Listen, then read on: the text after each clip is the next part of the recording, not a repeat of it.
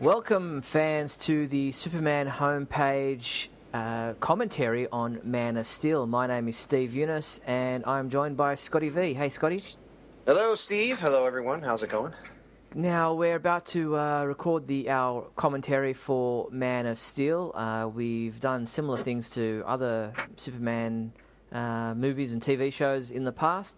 So, without further ado, we're going to talk our way through this movie, and I will do a countdown to let you know when to press play on your DVD or Blu-ray. Scotty and I are about to do the same thing. So on 3, 2, 1, click, we have pressed play. And now, on mine I've got the authorized reproduction. As I do. It's on mine as well, so now we all know that you're not allowed to pirate this movie. Mm-hmm. PG-13 rated in the US. The FBI will get me. I'm not sure who gets you in your town. Well, I'm watching the American version. Yeah. So here we go with the opening logos of the companies, the Time Warner. I like the way that it rotates through the different logos using the Kryptonian, the writing and the metallic stone type feel to the logos. It's quite a cool little opening they did. I remember sitting on June 10th of 2013 in New York City. Steve and I were at the world premiere, and Steve flew all the way over from Australia, and right after the Superman celebration, and came and we watched it. I remember when these came on, I remember kind of getting chills and just being really excited, and it's very a subdued opening, but I like it. I remember missing the first few because I was tweeting my last tweet in the cinema, letting people know that the movie was about to begin. But here we go with Lara in the throes of pains of birth, giving birth, the first birth on Krypton for ages. No, I had no expectation that they were going to show me anything like this. I thought it was so great because it's such an emotional opening. It's so meaningful. And then, you of course, you can see Kelex and Keylor in the background there, which at the time I didn't know yet that that's what it was. But it's so great that they had those there. Now it's you got Russell Crowe there as Jor-El and Ayelet Zero playing Lara, and were great casting choices, I thought. Very good. When I heard about Russell Crowe being cast, my the joke I always make is that he told him that if he wasn't cast, he was going to start throwing phones at people. But now we see this real thriving world of Krypton, which looks very different to what we've seen of Krypton in any other version. I was so happy that, and obviously they said it was a whole new thing and it wasn't connected to the old movies in any way, but even in the comics nowadays, you often see the crystallized version of Krypton with the big ice buildings and everything's an ice wasteland, and I was so glad to see them step away from that because I remember other stories where Krypton was a thriving world with different climate zones and different animals and different creatures and different peoples, instead of a few British people in a chamber of ice.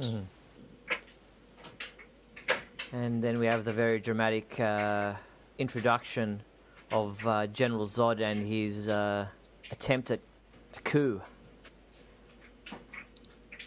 So incredible the way they mine, the way they just introduce Zod here. We see that he's clearly a badass, but he's also, I think he has a point here. At this moment, I don't necessarily think that it's about Zod wanting to have ultimate power. I think it's more about, you guys have been arguing about what to do for so many years that now death is upon us, and still nothing has been done. So I'm going to take it into my hands and do it myself. Yeah, he definitely has. His motives seem to be clear in his mind as being the right thing to do, but obviously Jor-El doesn't agree with his methods, or the fact that he's the one who wants to, decide how Krypton goes forward on his own. So, although Jor-El does a very similar thing. Well, Jor-El doesn't go about killing anyone, that's for sure. No, but you could make the argument that Jor-El is almost as single-minded as the rest of the council, because he's arguing with them and yelling at them and saying we need to do something, but he's not actually stepping forward and doing anything. So Zod comes in and says, all right, enough of this. You're not going to listen to the smartest guy on the planet and do something. The time has come where something needs to be done here. No, I was a little bit surprised at how well Jor-El's fighting skills were honed. He seems to have more military training than the military themselves. Yeah. I think about it, too, when coming up here, we're going to see him, pretty much take out Zod. And I thought, Zod was bred to be the military leader of Krypton, and Jor-El is bred to be a scientist. So why does he have any fighting ability? But obviously it's really cool that he does. Now, how amazing was this vista of the Civil War going on at the moment, and just such a rich landscape of fighting and lighting and explosions, and then you get Haraka, who comes for Jor-El to escape and fly off, which was just an amazing visual. It's when you watch it, you mentioned it before, it's clear that Krypton has a lot of stuff going on, and it's not just this frozen wasteland with one building. But it also has this rigid, rib-like underground network of things. They've obviously really, destroyed Krypton's landscape or mined it so far that it's almost just rigid bone-like structures, ribs, which they talk about in the making of. So it's really interesting to see the depth of history that they put into the creation of Krypton. And then we get this underwater sequence, and the music here really sets the tone. It's great to see Jor-El as a man of action, I think. As much as he may be single-minded, as much as he may be breaking the rules in terms of what they're used to doing on Krypton, it's so just great to see him running around, leaping off flying dragons and swimming in water and fighting battles and, doing what he has to do. He knows it's too late. It doesn't even matter what Zod does. It doesn't even matter if the military coup succeeds or not. He knows that they've been arguing with him far too long and that it's too late. And now I think almost as a measure of guilt because he didn't act sooner, he's in a desperate situation and he's doing what has to be done. Now we have him holding the codex, or the skull that the codex is embedded and ingrained in, or is taken from.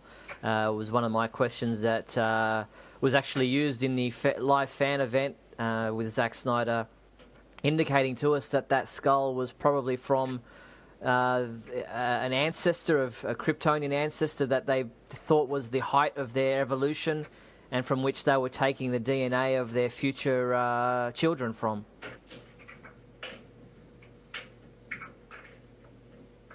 The sequence is great. I mean, it's almost like a Star Wars sequence, and I heard someone complain that it was too much like Avatar, or they were copying from too many other sources, and it didn't feel like Krypton. I mean, I'm not sure if you feel like Krypton needs to be the crystallized Richard Donner version, then that probably is true. But certainly science fiction movies in the past have leaned on other science fiction movies, and everything advances, and make movies, you borrow from other sources, and you have ideas of what it should look like. And I think, in Avatar they did fly on these little beasts or whatever that are kind of like Haraka, but I think it's again a vivid world, and it makes sense that they would have an advanced war going on with weaponry and explosions. Now, I like when Jor-El says here that seemingly intelligent species when he's talking about Earth. And did you notice a little bit earlier the exploded moon in the background there, which is comic book fans would recognize as a piece of history in the comic books of one of Krypton's moons being destroyed by one of the villains of Krypton, and lots of different little things there, little Easter eggs for fans of the character over 75 years to look back at. And you look in the background there, and Jor-El's obviously got lots of different experiments he's used in the past, so it's very fleshed out. And what I liked about this sequence was that Lara was as much involved with the sending off of Kal-El to Earth as Jor-El was. She knew just as much about the computerized systems, the finding the planet, launching the rocket as she does. So she's just as much involved. This is obviously a partnership between them and a decision between them. She's a little bit more the emotional one, it seems like, which I think would be natural. Whatever their birth cycle is, 9 months for Earthlings, obviously, bonding with the child, having a child, and then of course on Krypton having no births for centuries, a live birth, and it's just such a obviously a connection to your child, and but Jor-El obviously knows that it's the only way to save him, and she knows as well. But I've fielded some complaints from people that this whole idea is against canon. It's not in the book. It never happened this way. How can he fuse all the DNA of Krypton into Kal-El, and why did they have to do that? And the Codex issue, and what is all this, and why couldn't they just make it a straightforward story about him escaping from the planet before it exploded? That's every incarnation has its own little thing. Donna's version had a totally different Krypton, a totally different Fortress of Solitude. So each director, each writer comes in with their own little thing, and this is their version of it. And I felt it enriched things a little bit, made the sending of Kal-El a little bit more important to Krypton's history and future. And here we have a launch that is so different to what we've seen in other incarnations, and as it's about to go off, Zod's forces are approaching Jor-El, having discovered that he has stolen the Codex, and they're about to force their way into his citadel. I love these insect-like ships that they fly in. The one that comes to Earth later on is kind of like a flea. These are like, I don't know, flies or something along those lines. And Lara's there about to set the rocket off in motion, where Zod is not happy about what's happening, and his sub-commander, Faora, lets him know that they've discovered that there is a rocket about to be launched from within the Citadel. Yeah, the effects in this film are just stunning to me.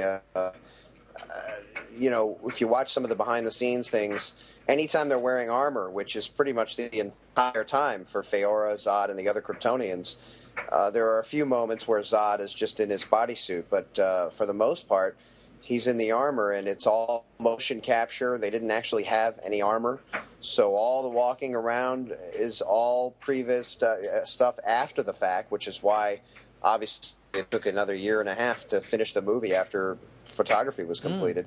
Interestingly, Faora's was, she actually wore her costume, but Zod was most of the time in what he called pajamas, which was those motion capture suit that was pretty much just a jumpsuit that he wore, and tried to imagine where his Kryptonian armor was situated. But it's amazing. You don't really even notice that it is computer graphics generated, the Zod's costume most of the time.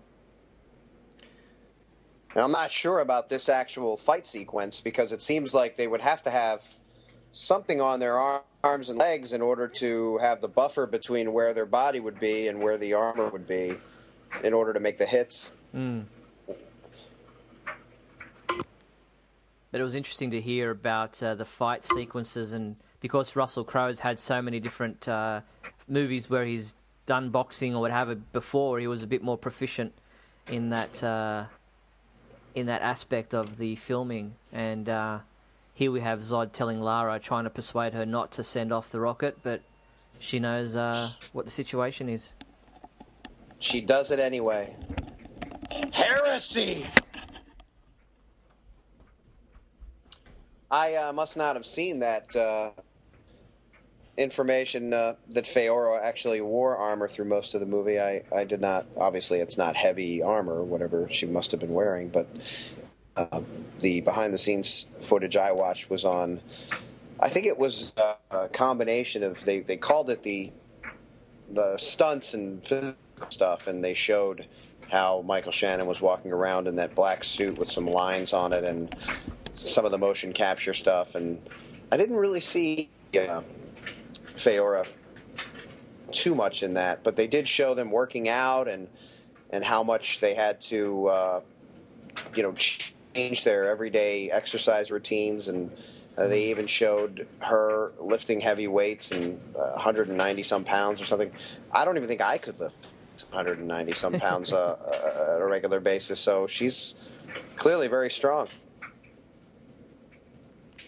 Now you see that Zod was, he saw the necessity. He obviously, his passion and anger to kill his one-time friend was something that he almost regrets in a way. But he's a man of action in that he has to do what he's bred to do, and he tries to bring down Kal-El's ship, but the government of Krypton has obviously won the day in the Civil War, and Zod and his crew are forced to be captured and sentenced.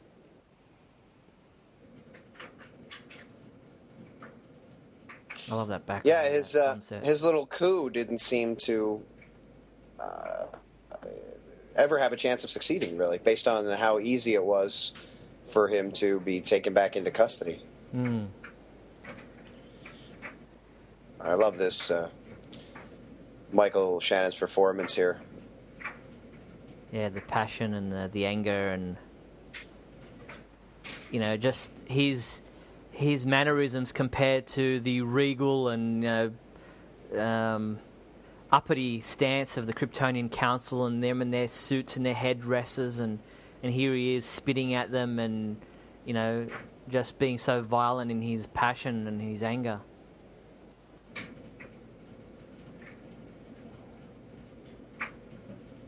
There's obviously been quite a bit of time in between these, because not time, but days. I mean, this looks like it's happened within a few minutes. But Lara's in formal clothing there. She's part of the ruling council's decision to send Zod and his crew to the Phantom Zone in the Black Zero, and then even after they're sent, Lara's in another. Her hair's different again, and so obviously there's some time passed.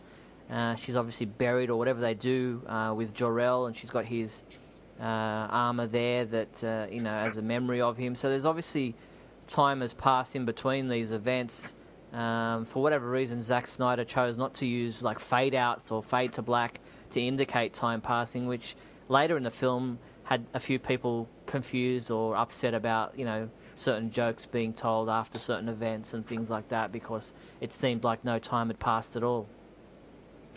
I was going to mention that when you were talking about the time passing by, not using the fades or blackouts or anything like that did cause quite a few people to be disheartened by the ending and some of the ways it went about, and also, in seeing this scene and seeing how it seems to take only minutes for them to be not only sentenced but arrested, sentenced, and then launched into space and closed up in the Phantom Zone.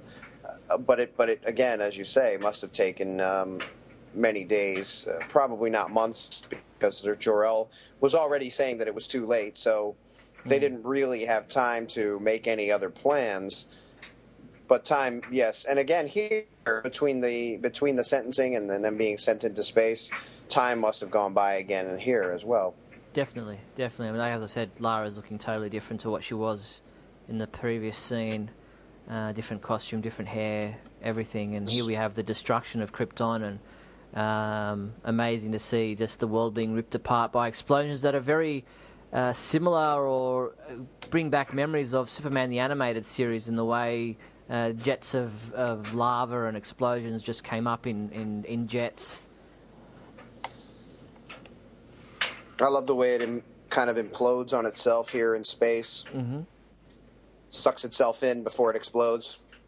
And then almost stays in a form of stasis, things only exploding to a certain extent. And then there's a light within, which I think they called something like a star of some kind in the making of. And I love the way they used, stargates or whatever you like to call them, portals, black holes, to transport the spaceship through space, because obviously it's not going to be able to make that distance just by flying straight through space. They've got to use almost like the Phantom Zone, open up a portal, let it through, and then let it come out another hole elsewhere in space. And we don't actually get to see Kal-El's spaceship land in Smallville. There's the farmhouse, and there's the vistas of the farms, but the landing splashes down to a change of scene to a grown up Clark Kent on a fisherman's boat. I actually like the way they did it. It was an interesting way to jump around. We're going to see flashbacks later on of a younger Clark, but it's kind of a neat change in that everybody had been saying for years that the Donner version of Krypton and his arrival on Earth was so perfectly done. How could you really top that, or why would you want to cover exactly the same ground? And I think the stuff on Krypton was different enough and so much more expansive than what was in the Donner version that made sense. Whereas the arrival on Krypton, on Earth, and the Kents finding him and raising him and taking him in, we've not only seen in the Donner films, but we saw on Smallville very recently over a 10-year period. I love how they call him Greenhorn.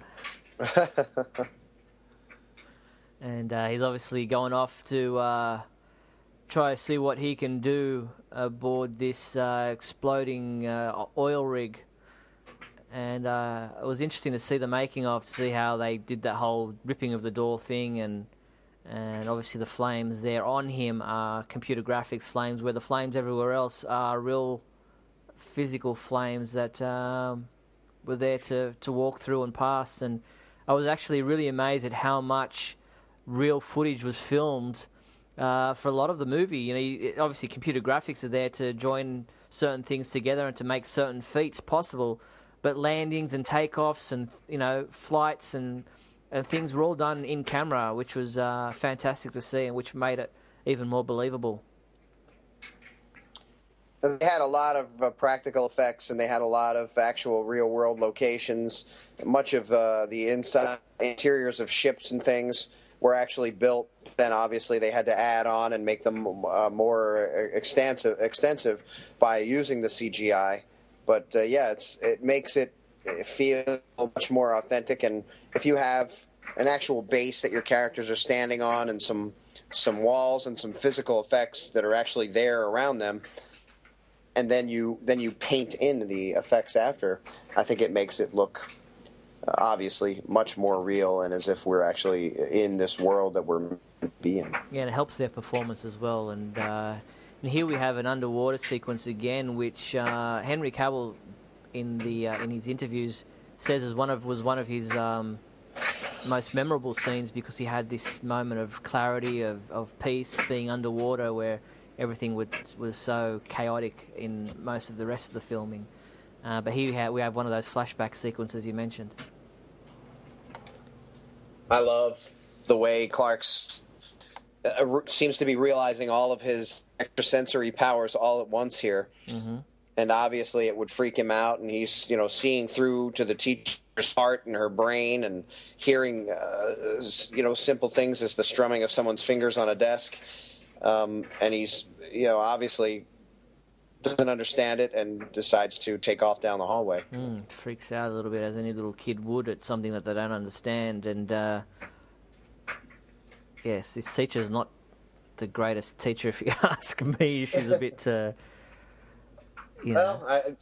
apparently she gets what she deserves here then, I guess. A bit of a hot hand, but I'm reminded of the time lapses again that Zack Snyder doesn't really use any of the traditional filmmakers' methods to show us that time has gone by. Clark runs out of the room, goes into there, and immediately we see the teacher pounding on the door, and she says, "I've called your mother."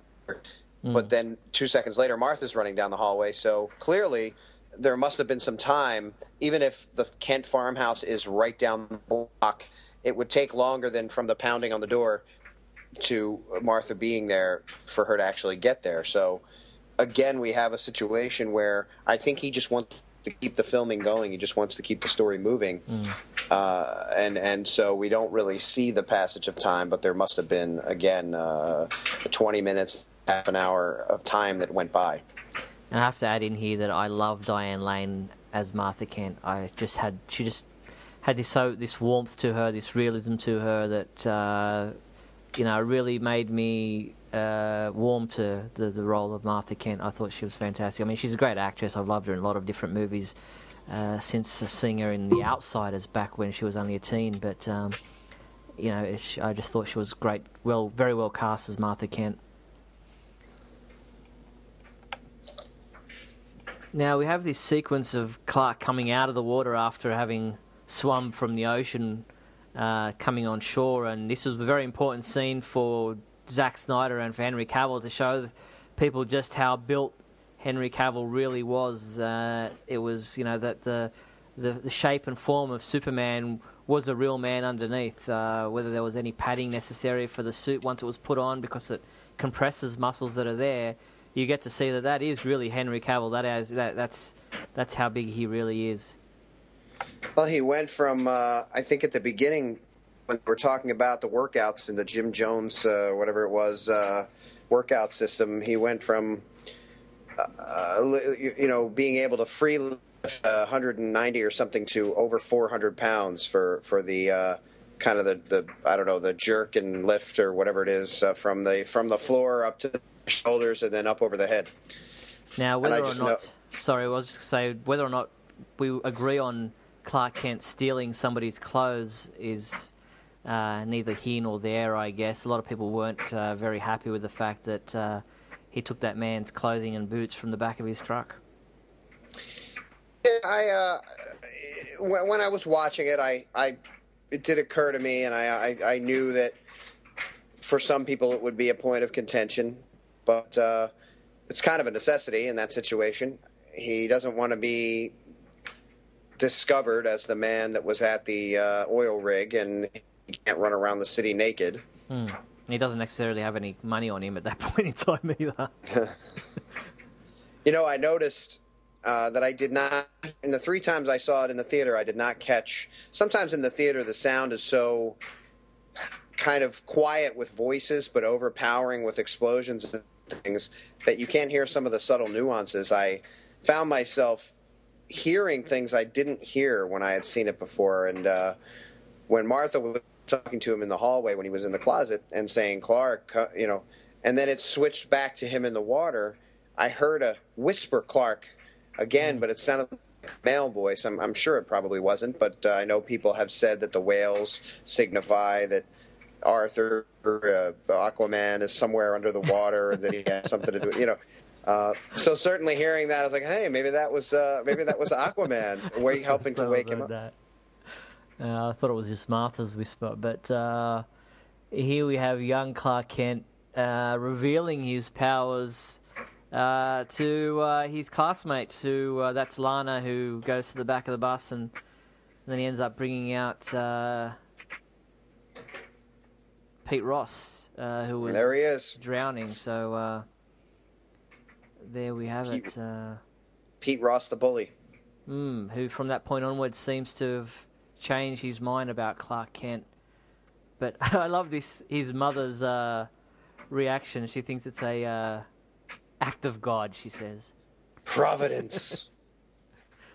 I like Kevin Costner's reaction to her too. He doesn't laugh straight out at her, but he he and Martha just kind of have this knowing look between them. Knows that she's being silly. Now, people had a problem with Jonathan Kent's anger towards Clark and his response to his question here about what he should have done. But even from the trailer when we saw that, people were saying, what? Jonathan Kent would never say that, maybe he should let them die. But he obviously says that, continues on saying that there's a lot at stake here, not just their lives or the lives of those around them, but the whole of the human race. Well, there's going to be a lot, riding on him coming out. He says our notions of what we believe and what our place is in the universe and what else is out there. And I could certainly see in a more realistic setting a father, a mother, people that are tasked with raising a superpowered child wouldn't necessarily know exactly how they should act or exactly what they should do. It's kind of a learning process as they go on. Definitely. There's no manual for raising an alien child. Or any child, but now you got to add in that he has these superpowers. Dylan Sprayberry did a pretty good job, I thought, as young Clark Kent. He played his part well.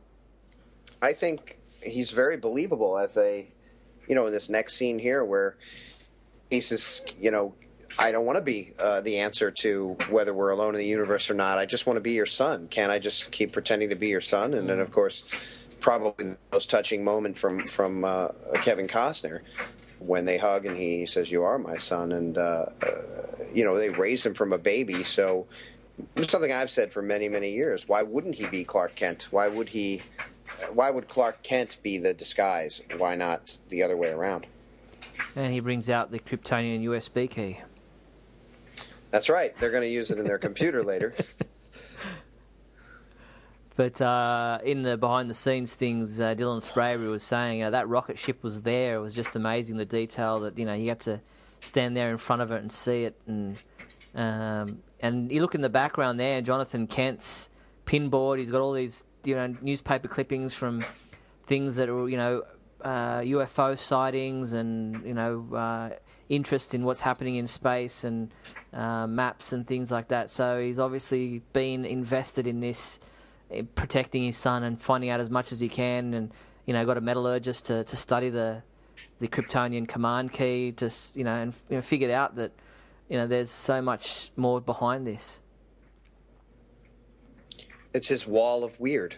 And it just goes to show the depth of detail that they put into. We'll never see what is written on those newspaper clippings, but I'm sure that there are articles there that are written about certain things that have to do with the movie. That's just how much detail goes into creating the scene settings for these movies. It reminds me of something I wanted to say about the Kryptonian chamber where Jor-El helped Lara to give birth. I thought it was spare, on Krypton. It's really the only chamber we saw other than the council chamber, but their bedroom or their whatever that was, the walls were just black and had nothing on them, and they were kind of in an empty room with her on a platform of some kind. Except they've always got writings on the background. Yeah, there's Alison Crowe. Alison Crowe, who we met at the after party. She was very, very friendly and very excited to be involved with the movie. And she's singing "Ring of Fire," the classic song. And here Clark learns about this thing happening out in the ice. This study, this place where the Americans and the Canadians are, found something strange underneath the ice. And Clark here confronts Ludlow. I like how this guy stands up. He's a foot shorter than Clark. He weighs about 90 pounds soaking wet, and he's going to say, stop bothering her or what? What are you going to do? And clearly he must know that within a business he's not going to get beat up by one of the employees because I don't know that he would have like how he bounces off him back into the chair. He's obviously, I believe, a bully of the type of doesn't really do his bullying when he thinks he's going to be stopped or confronted. They do it when they can tell that there's not going to be any resistance. I wonder how many times they have to do that can throwing thing until he hit him exactly where they wanted to hit him. I'm not thrilled about them showing that there were military men at are and other people that didn't say anything or do anything. Yeah, they just kind of laughed it off. And a lot of people had a problem with Clark destroying this man's truck the way he did. It's pretty funny. Everyone got a laugh out of it in the cinema. And I guess it's kind of similar to Superman 2, where he goes back and beats up on the bully in the diner there when he's got his full powers. But yeah, Clark in Smallville also stacked up all the bullies' cars at the dance or whatever, the homecoming. I guess the show here we have our first. So I was just saying, he's still a human. He's still got frustrations. Our first glimpse of Amy Adams as Lois Lane. Mm-hmm.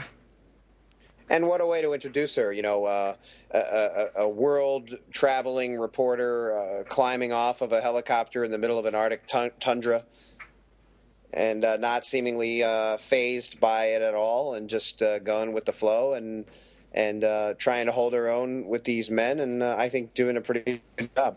And, of course, the bags are heavy. She's got to let Clark know that. That's right. He's got to make out like sure, okay. You reckon these are heavy? No problem.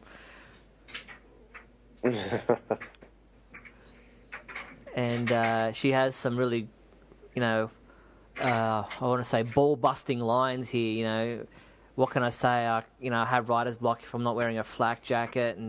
And what she says to Colonel Hardy when she's introduced to him, he goes, "You're early," and she says, "Well, that's why I'm here."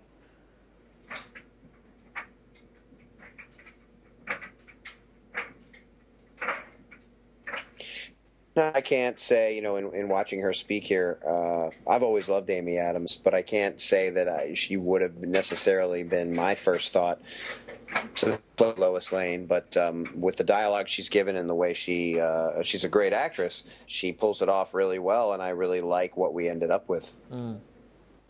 It was definitely a different take on Lois, her knowing the secret from the very start and being in on from the ground floor.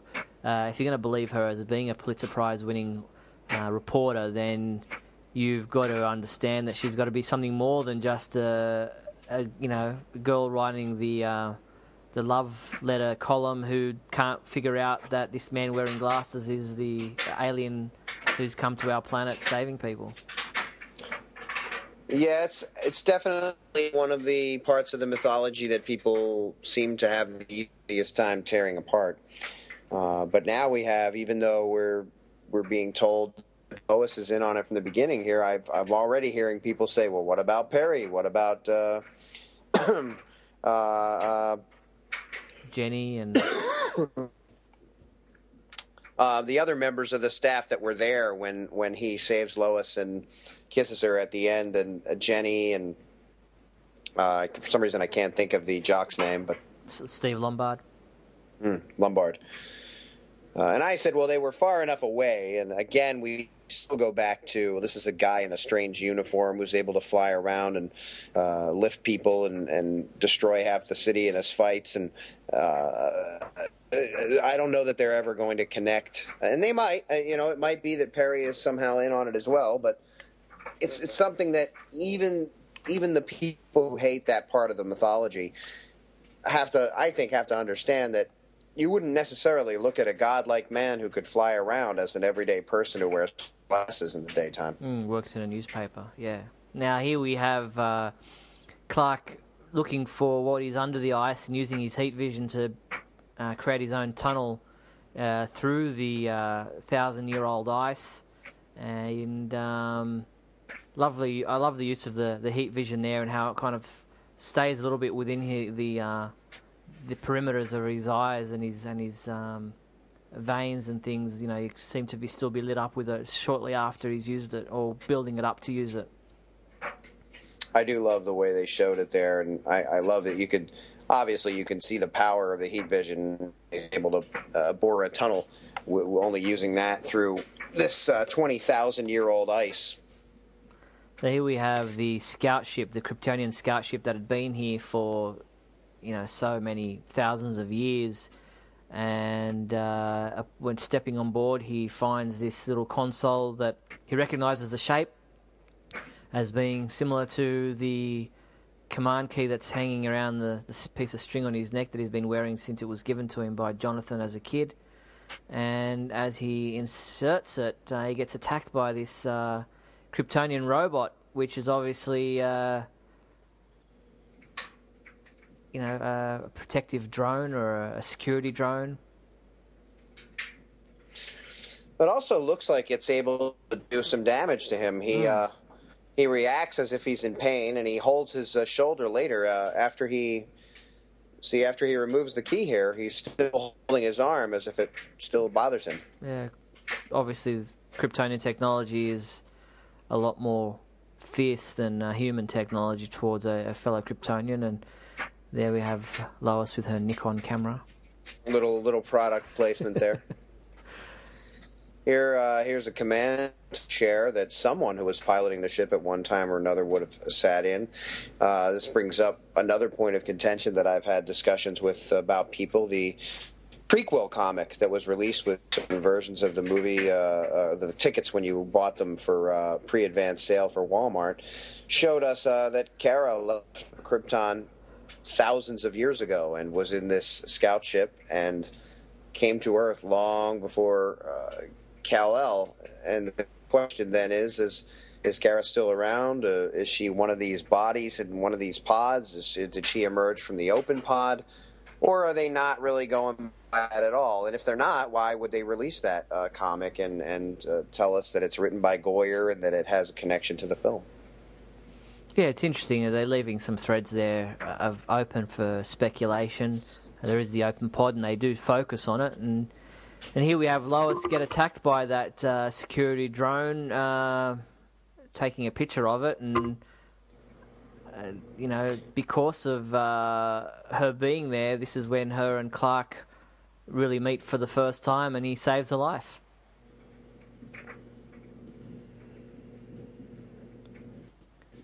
Yeah, I've heard people say she would have been dead just by the amount of force she got thrown into the wall with, but I'm not certain of that myself. She's got a pretty thick jacket on there, which would have protected some of the impact. I love this. I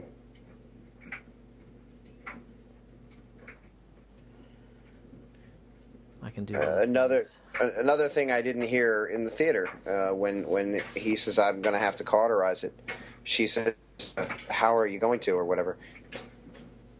And in the theater, I never heard her response. I just saw her look, and I thought he was responding to her clear confusion by saying, I can do things that other people can't. But it's another reminder to me that in the theater, sometimes the sound mix just isn't right. And here we have one of the many Smallville connections to this movie with Alessandro Giuliani, the man there rushing out from his equipment. He obviously played Emil Hamilton on Smallville, but here we have Man of Steel's version of Hamilton as they watch the scout ship break out from its icy home for thousands of years to fly away. But before he flies away, obviously he leaves Lois somewhere to be found, to be picked up.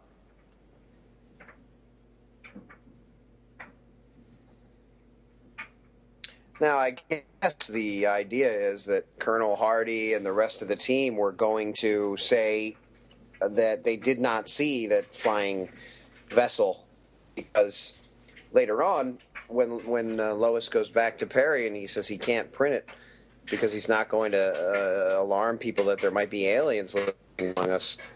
And obviously, if there was, they all know when they see that rise up out that it's some sort of a alien craft. Obviously, Perry says the Pentagon says it was just something else, and she goes, obviously they do. It's the Pentagon.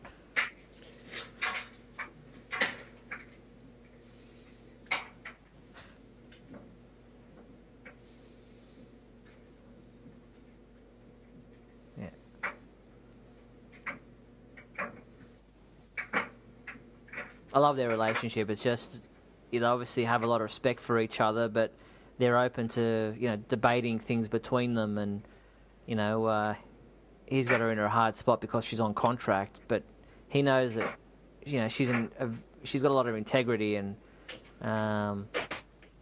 but she's not willing to let it go for the moment. I've heard people say that Fishburne's portrayal of Perry is too gentle or not so hard-nosed or hard-hitting, not so angry. And I actually find his portrayal to be very convincing as Perry White. You know, I've always thought of the Lane Smith portrayal as being like a father figure who can, you know, does yell, sometimes get angry with his reporters, but it's mostly because he's trying to push them and get good work out of them. So I like that Fishburne is kind of a more rounded character. I like all my characters in stories to be more rounded, have more characterizations. Did you notice there John Peters got his polar bear into a Superman film? There it was. I know that's a joke that's been made. I heard Zack Snyder talking about actually doing the polar bear thing, and that they said they actually had a polar bear. There was a guy that had a trained polar bear or a polar bear that they were going to try and use, and he was like, well, it should be fine as long as it doesn't decide to eat anyone. And in the end, they ended up going with stock footage from an IMAX film or something like that. That's right, yep, from a National Geographic film of some kind or something along those lines. But here we have Kal-El, or Clark, discovering that his name is Kal-El, that this is his father, Jor-El, and learning about his history. And I love the way they use that liquid geo display in a larger format here for him to illustrate Krypton's history and background. It was an ingenious way of having him tell him about Krypton. It looks very stylized artwork, and almost a little bit of a homage to Superman the movie with Kal-El's ship. You'll see here displayed in a star format in a way that resembles or brings back memories of Donna's version of Kal-El's starship in Superman the movie. Oh yeah, I think that must have been one thing they definitely decided to do on purpose. A bit of foreshadowing here about the world engines. It doesn't look like the ship that got launched in this version of Krypton, but I think they wanted to. The S on the end does, but obviously being a almost 2D type style of storytelling, other things were needed, but you'll notice the S on it looks exactly like the spaceship that was sent out in this movie, but obviously the indications of travel, they use this star format around it that brings to mind Superman the movie.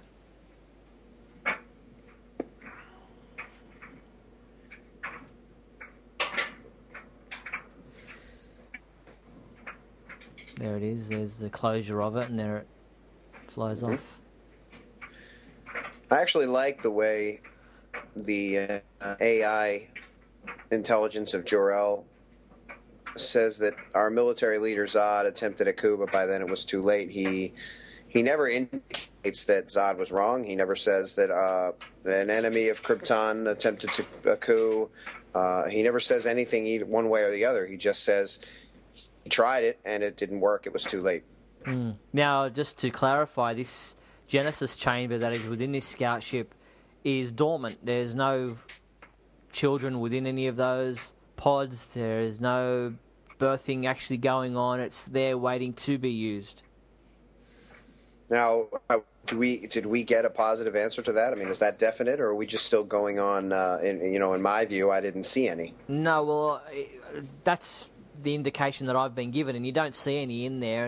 And later on, when Zod does come to start the scout ship up and take over the scout ship, you then see things starting, some of those creatures, those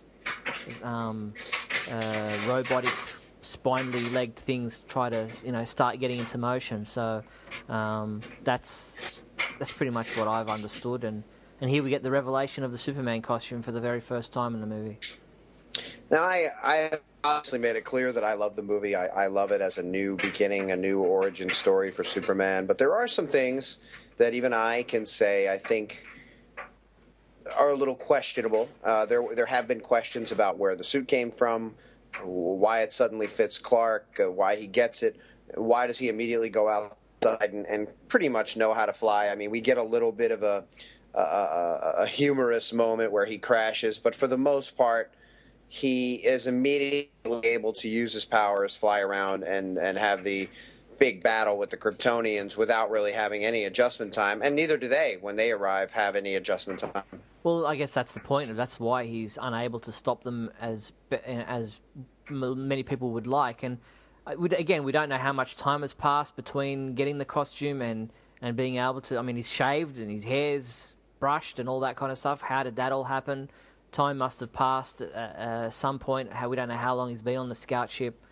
As for the costume, it's obviously Kryptonian garb that they wear under their garments. It's obviously an L ship because you saw that corpse in the Thing wearing the S symbol on its chest. So, in Superman the movie, we don't know how he gets the costume or how he suddenly knows he can fly. We just know that after him being in there for a number of years that he's able to do all these things. But here we have Kal-El, trying, as Jor-El says to him, to push his limits. Let's see and he's how far leaping. he can go. Yeah, he's leaping an eighth of a mile. And I love how I like that they added that. I think it's a nice little touch, able to leap tall buildings. In the beginning of his career, for, I guess, almost a year or more, Superman in the comic strips did not fly. He leapt. And it's, like you said, how does he know how to use his powers straight away? Well, he doesn't. He's testing them. He's trying to see how he go. He went from leaping to flying, and then realized that he's out into thin air, and then loses his balance and loses his bearings, and the look he gives himself is to say, "Let's try that again." And so many great lines in this movie, so many great pieces of dialogue that are just so quotable. When I'm playing any type of sport and I know that I should be able to do what I'm trying to do, and I do something stupid instead, that's the look that I think of when he gives that look about crashing there. It's very interesting the way they show the gravity manipulation here. I don't think it's meant to be a conscious thing that he's going, well, I'm going to move these rocks now, but it's more like when he activates that power and he's manipulating the gravity around him to actually be able to fly. We see it later on with Zod too. This is the one scene that I think of all the effects, and I think the effects are almost seamless in this movie, where I get taken out a little bit. It looks like when he flies over the plains with the animals running. I don't know if he's a little too large. I don't know if the colors are too bold. I'm not sure exactly what it is, but when I watch it, that's the one point where I go, that doesn't look real. Everything else sits pretty well with me. Okay, I actually really like that sequence especially when I first saw it on one of those specials, that 13-minute special that was released online, and I love that he's having such a good time. There's this smile across his face that he's saying, how cool is this? And he's just thoroughly enjoying himself being able to fly. That is the type of reaction I would hope to see from Clark, discovering his powers. And now we have to have that space shot that nearly every Superman movie seems to want to have. It's incredible too the way they have him move. It's faster than he's ever been shown moving before. The way he just zips from one part of the screen to the next. The way you see him flash around. When he decides to head off into space, he's there 1 second and then he's just gone. And here we have Lois actually doing some investigative reporting, chasing things back through time, different locations, and she discovers Pete Ross, and she's chased the story of this heroic figure saving people from the Arctic way back to the Kent farm in Smallville, Kansas. And Pete pretty much sells Clark out immediately. Well, we don't know what he you're says, looking for the guy who has superpowers? Yeah, he lives here on the Kent farm. Just go there and you'll be good. Well, maybe he just says to her, look, I think you need to go talk to Martha Kent. I really can't tell you anything more about, we don't know. He probably just passed the buck. Yeah, but I feel like he shouldn't have passed the buck. He should have said, I don't know what you're talking about. Well, we are talking about a guy who used to bully Clark, so he doesn't have the best decision-making. That's true, but he was his friend after that, and you'd think he'd be protective of the secret, but Now, it is interesting, this sequence. Obviously, Clark tells Lois about a time when he was younger as an older teen and what Jonathan's thoughts were and what happened there with him with the tornado.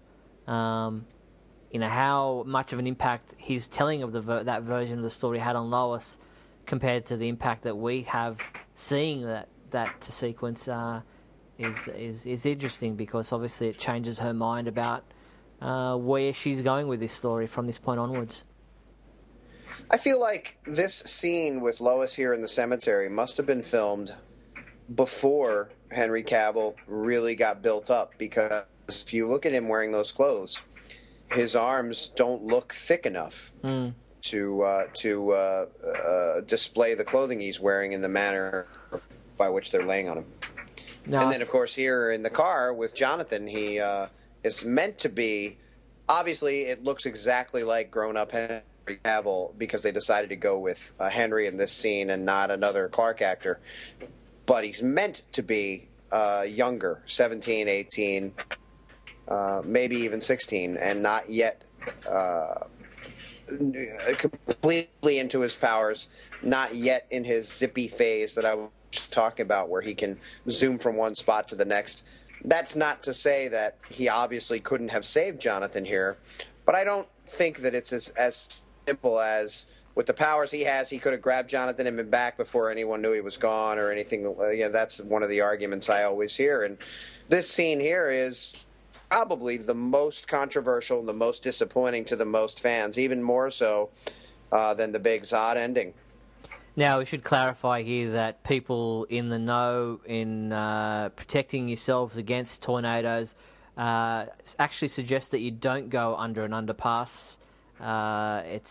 It's not the place to go for protection. But for this movie, that's what they decided to do, what they needed to do, and I wouldn't use it as necessarily, what you should do in real life. But whether or not Clark could have saved Jonathan, whether he was ready or not, Jonathan told him he wasn't ready. And it's still a very emotional scene, still very powerful. Dumb dogs. I don't know why people go back for their dogs, but anyway. I don't know if we want to be saying that, but we'll have all the dog people. Pito will be on the Superman homepage tomorrow. I did find it very emotional, and for some reason it didn't really.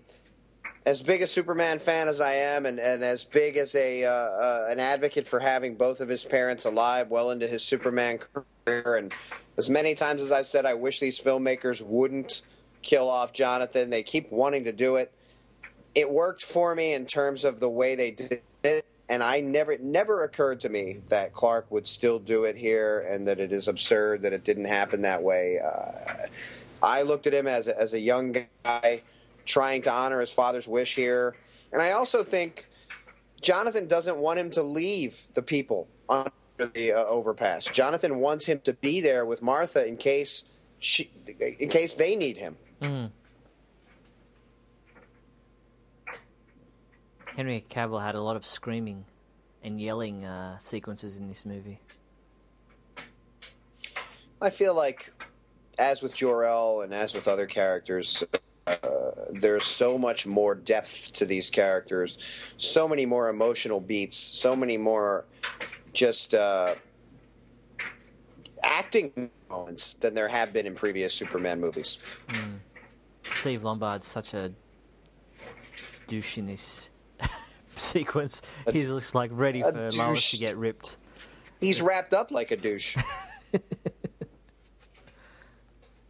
I didn't really buy him as the Doc that he normally is, but it doesn't seem like that's what they were going for. Right? No, he's a guy who likes to laugh at people. He's a guy who likes to go after the interns. He's a guy who likes sports, but I don't really picture him as the big football guy that they often draw in the comics. Mm.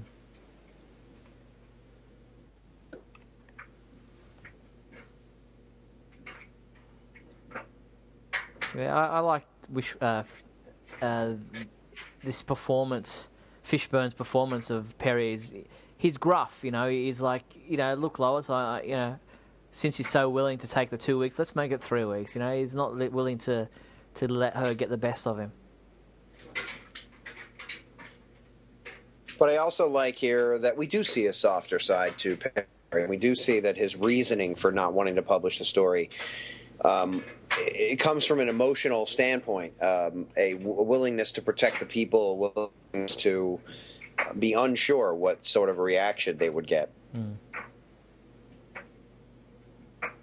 There we have a LexCorp truck in the back.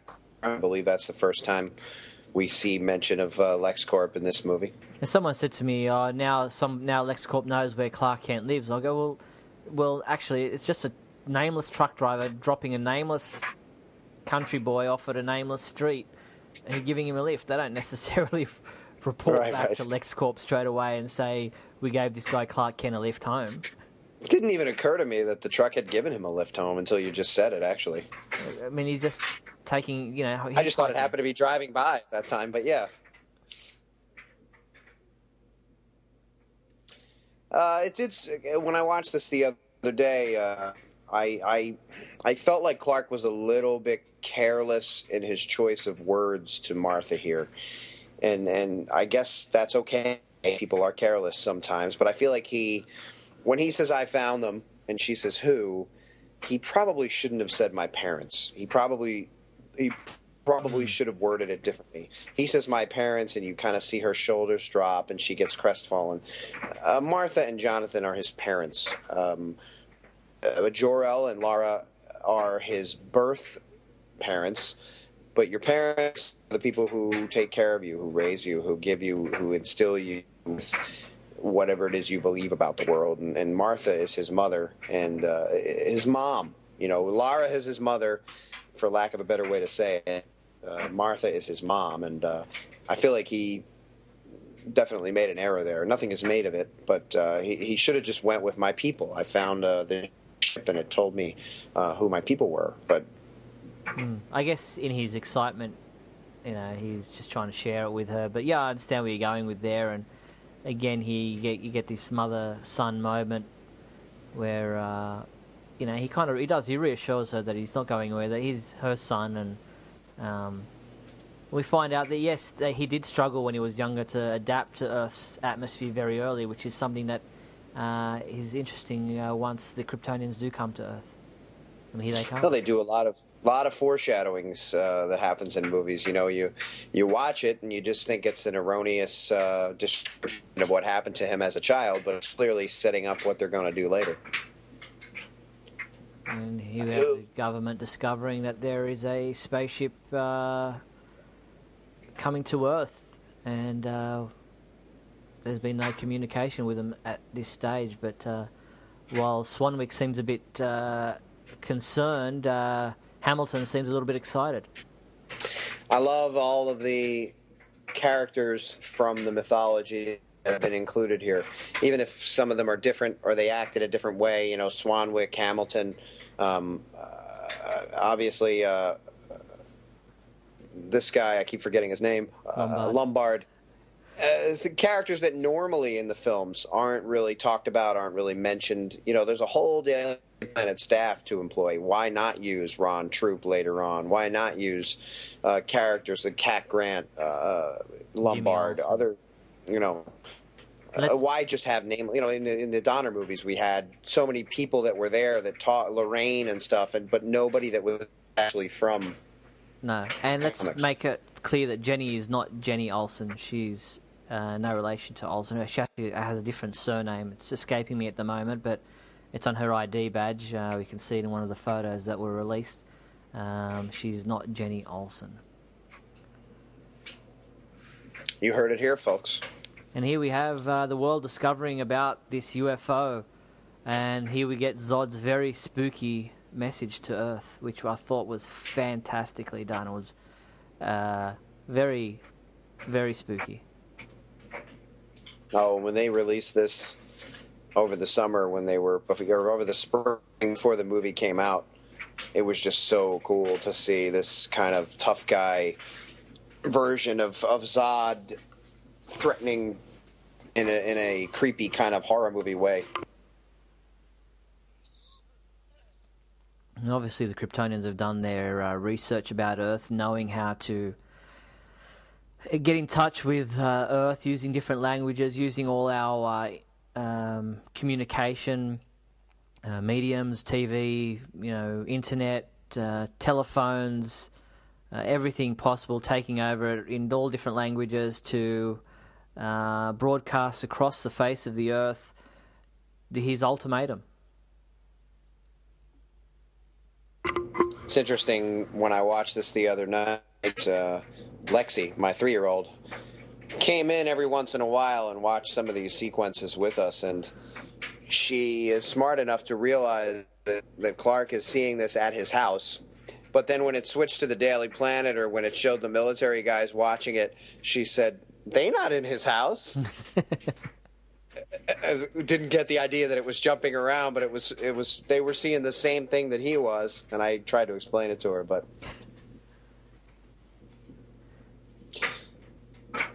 now it is interesting to see Clark's reaction when he hears Kal-El being used in the message directly to him.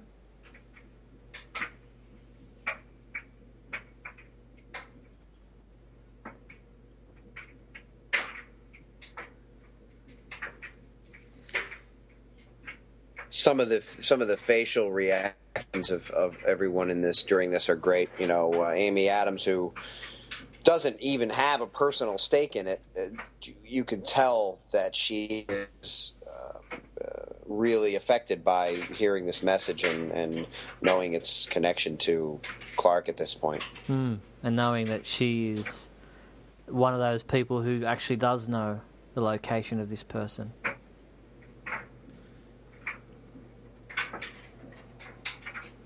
And I love how she gets outed here in this interview. And Perry calls her immediately. This guy always reminds me of Neil Patrick Harris. Right, yeah. The news guy. I'm kind of, I was just mentioning before how how I like when they populate the world with people we know from the comics.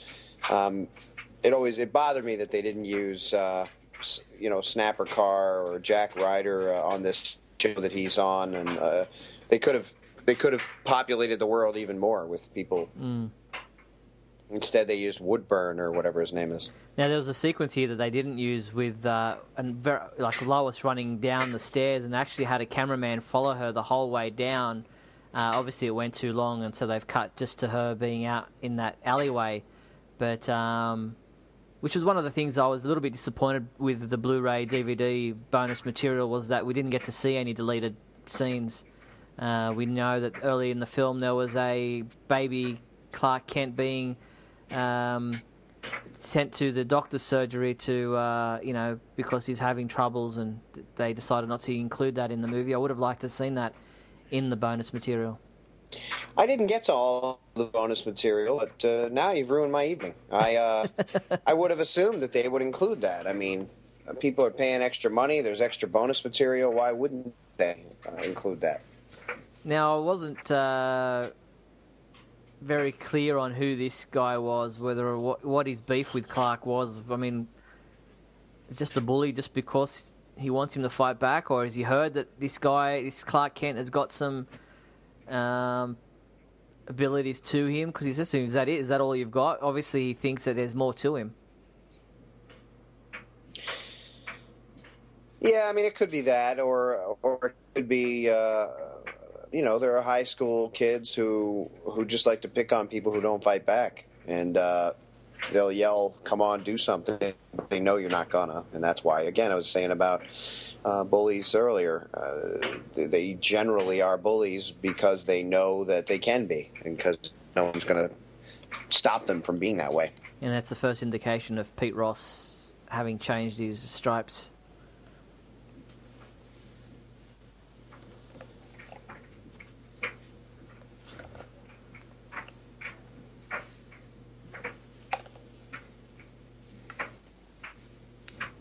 And again, another very important scene between Jonathan and Clark, telling him, yeah, everybody, even I wanted you to hit that kid, but then what? Like, what does that do? What does that achieve? obviously there are ramifications for someone like Clark losing his temper and striking out.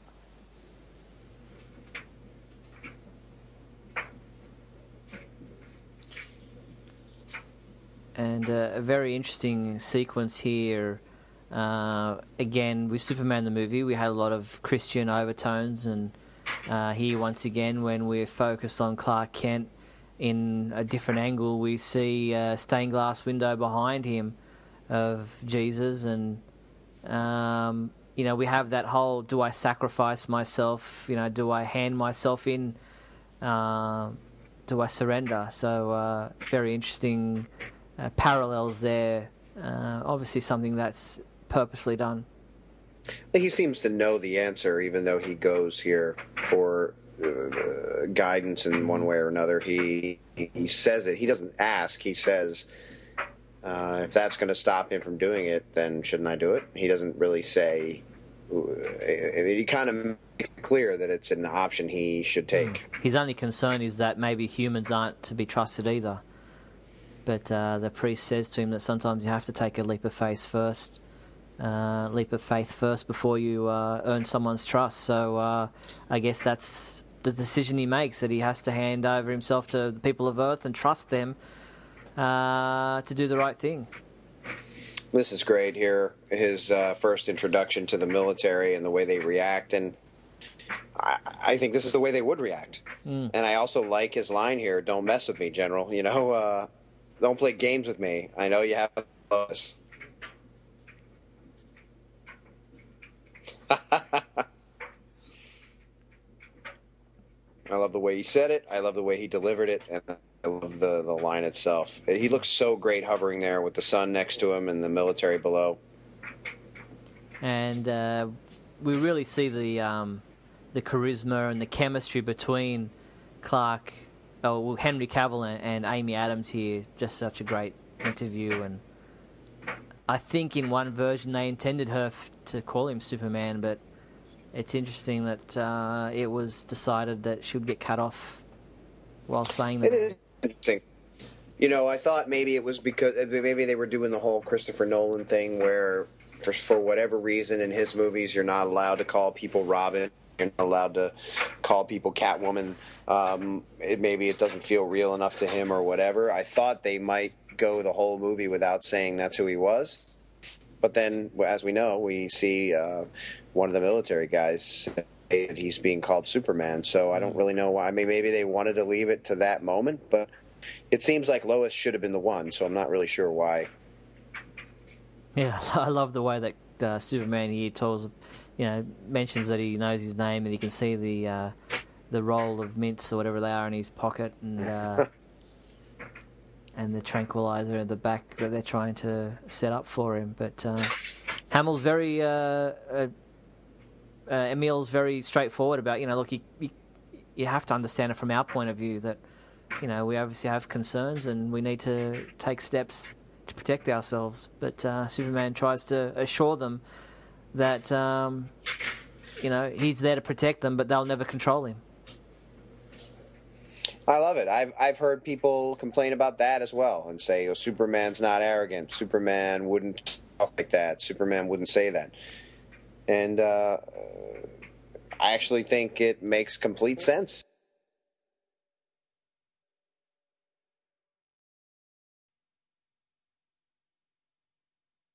So now here we have the desert scene where he's about to go off into meet the Kryptonians.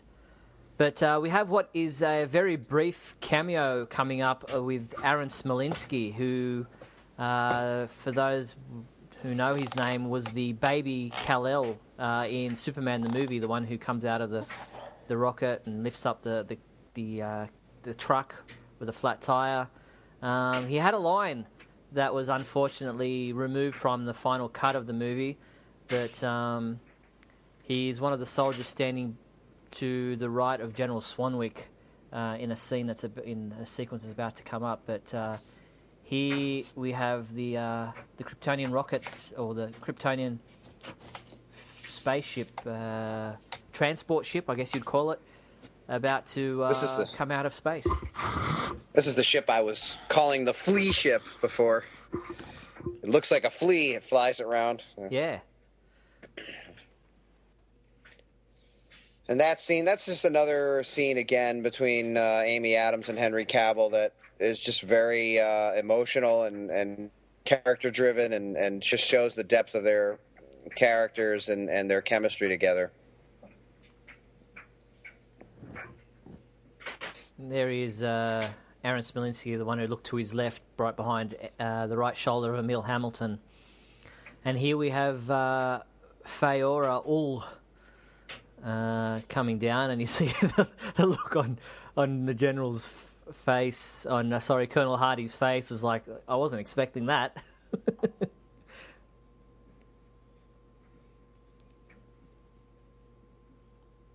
The way she looks him up and down.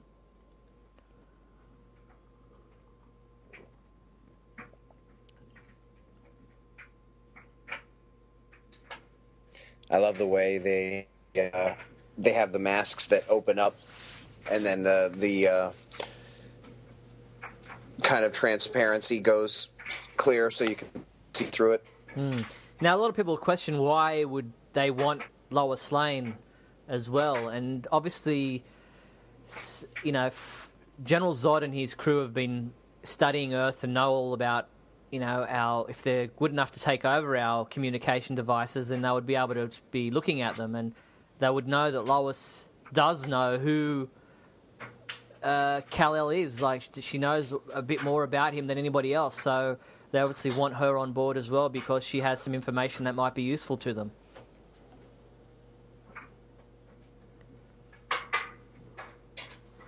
Well, a lot of people find it easier to just say, oh, well, they just want to have her on board to make it exciting and dramatic, and it doesn't make any sense. But it actually, as you say, makes perfect sense because they've been monitoring and they know that the government is after her because she knows. So So if she's important to the government, then she's important to them as well. So, and again, they have this foreshadowing of the whole fact that the air on the spaceship on the Black Zero would not be compatible with a human. So they give Lois a breather where Clark does not get one. And we see why and what happens. There are some questions that arise mainly with this sequence of events that we'll go through here. But the first one I have is if Lois says that they probed her brain, she didn't mean to tell them where his house was, but she couldn't help it. And he says, it's all right, they did the same to me. But if they did that, then why wouldn't they have gotten the information that she had the command key and was able to deactivate their air and turn it back to Earth air and rescue Superman? Well, perhaps because she actually doesn't know what that is. She just knows that she's been handed it to her. She doesn't know what it does. But again, they only may be fishing for the information that they need about where the codex is. They might be a little bit short-sighted about anything else, or don't think that they have any capabilities of doing anything other than giving them the information that they require. You know, they would be, pretty arrogant in their superiority. Now, there is a question here as to why, if the yellow sun of the Earth is what gives him his powers, why his powers are completely nullified here in the atmosphere of Krypton. And I guess I have those same questions myself, because then that seems to indicate that once he's in that atmosphere, he has powers, and the only reason he gets his powers back is because Jor-El switches them back on. Well, again, we don't know the length of time that he's been on this spaceship. Obviously, a lot of people are saying, why wouldn't the Kryptonians just want to take over Earth with its yellow sun and lighter gravity and all that kind of stuff? Why would they want to turn it into Krypton? And that is because, as Zod explains, that there is a lot of time and necessary for them to be able to adapt, and a lot of pain in adapting to Earth's atmospheric makeup. And they're programmed to want Krypton the way it was. That's just in their genetic makeup. They want to remake Krypton. They don't want or cannot see any other possibilities. Well, that makes sense as them being in their DNA. But as far as there being a lot of pain, I mean, they immediately come down to Earth and start flying around and throwing cars. And Yeah, they don't have the full Zod capacity. takes his mask off, and he's perfectly fine. And it's only been a few minutes. Well, no, when Zod does, his mask does come off initially, it's very painful for him, and they have to rescue him and bring him back on board.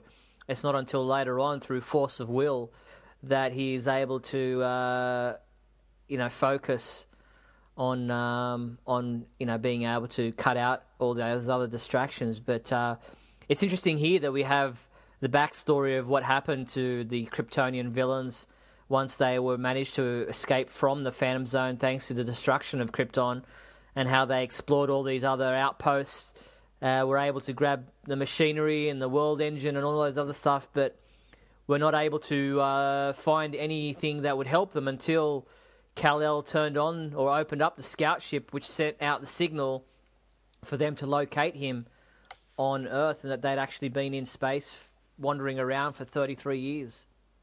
Yeah, I was going to say, they mentioned that it was 30-some years, and when people ask, why, if Zod or Superman had just thought about it for a minute, they could have said, well, let's just go find another planet. I don't really think that was on Zod's mind. It didn't really matter to him that there were Earthlings here. He was here, had already been searching for 30 years, now they found the Codex. They just want to get on with the resurrection of Krypton and the Kryptonian species. They're not really... they're not really all that interested in finding a different planet or... No, we've seen it here, colonization of different countries within our own species. We wipe out or take over the land that we find and don't really worry about the indigenous population that have been there already.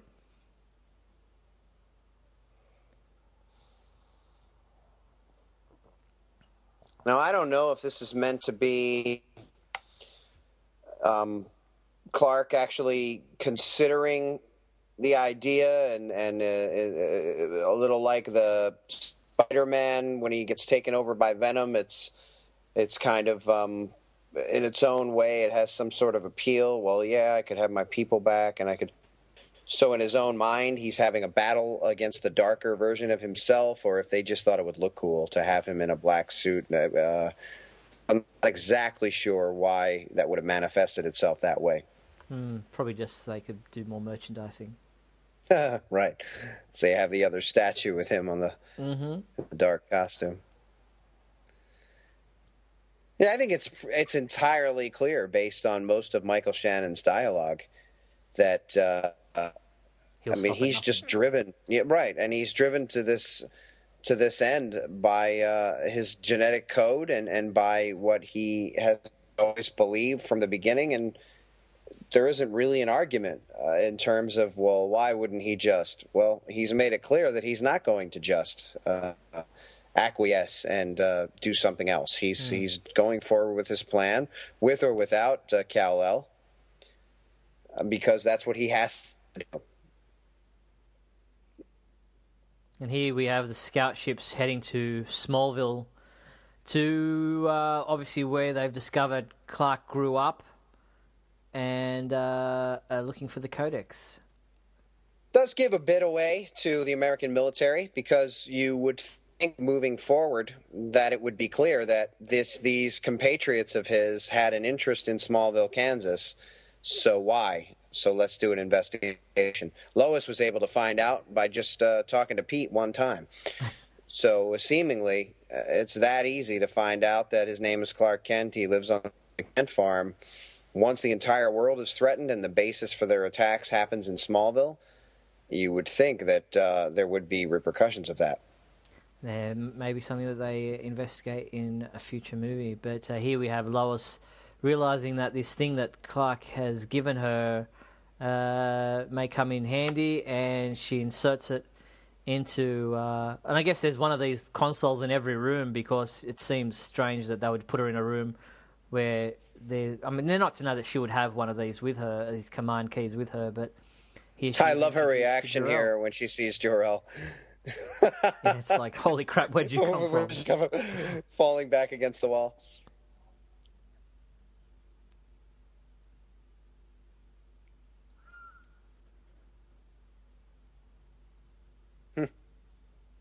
his look. Can I help you? Yeah. He's incredulous that she had even asked.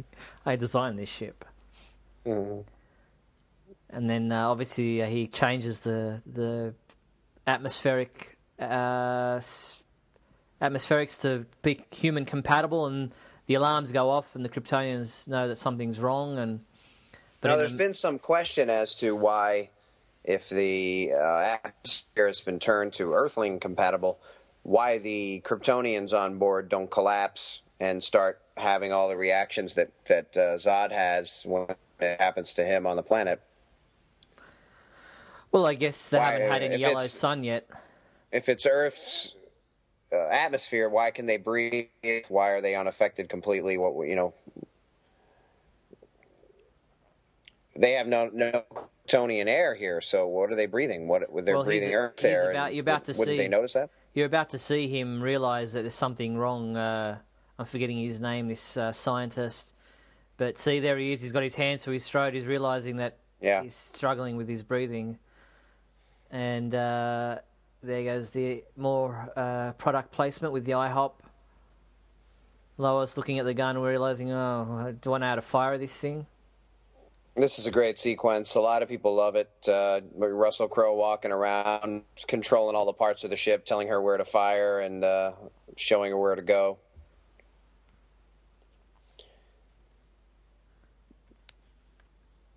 And he says, duck your head to the left. Yeah.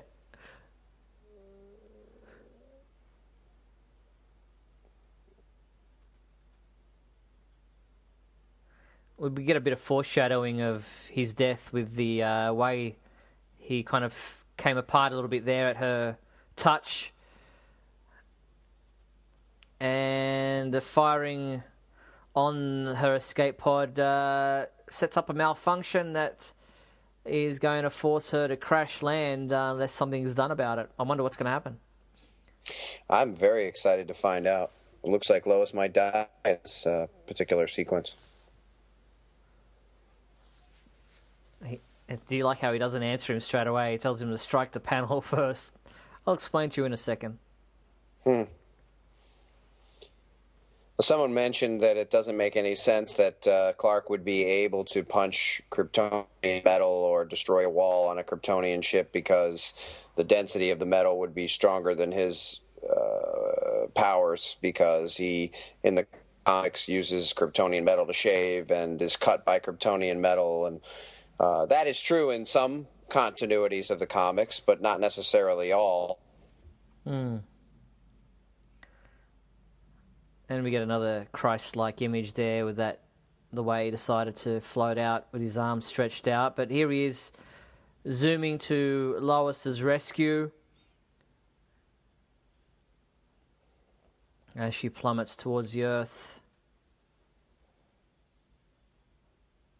And again, I was surprised at how much of this was done in camera and not CG when you look at the behind-the-scenes stuff, to realise just how much they actually filmed. And it's just, it's amazing. It's filmed so incredibly well. These shots where he's flying and the wind is there and the cape is going, and being that it's a practically shot scene, it's super believable. It really looks like they're plummeting toward the Earth, and it really just looks like exactly what you want it to look like. He's pulling her out of that pod, and the sequence is incredible. And this is interesting. They actually used a real helicopter to land there for the wind and the dust and everything, and then superimpose the Kryptonian spaceship over that for the wind and everything that Martha was feeling as she was exiting her front door. And I love that scene, the way they're twirling as they go down. It's very well shot. It makes it.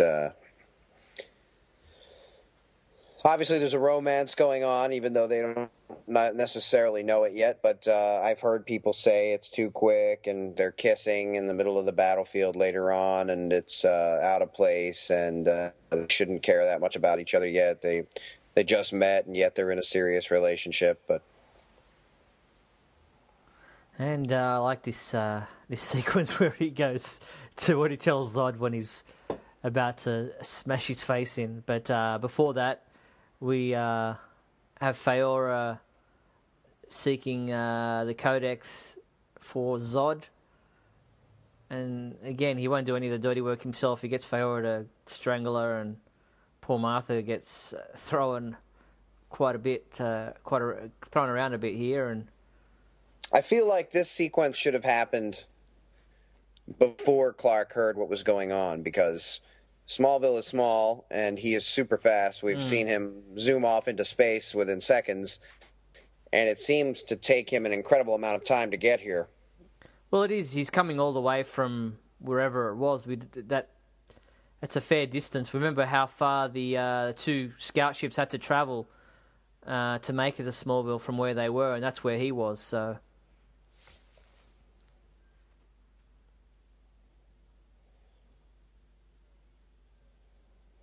Although you're right, it did seem to land near some cornfields. So people seems to say to me, those other Kryptonians could be tearing Martha's arms off right now, and he's so interested in yelling at him about his mother, but he leaves her alone with them over there.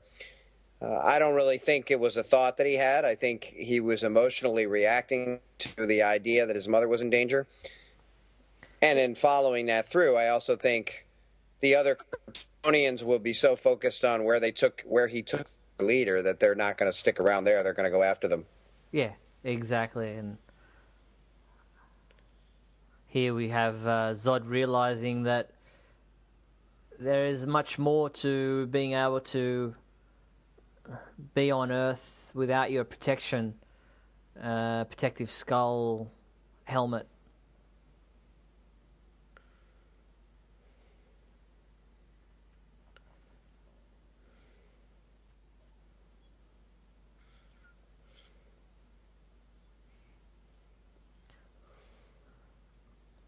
While he's explaining it to us, he's also explaining it to Zod. That's right. I love when he gets blasted by the ship there, and you can see the glow of the energy beam across his chest, and it did seem to shock him and stun him a bit. Plasma, I think they were saying that what's the weapons fire.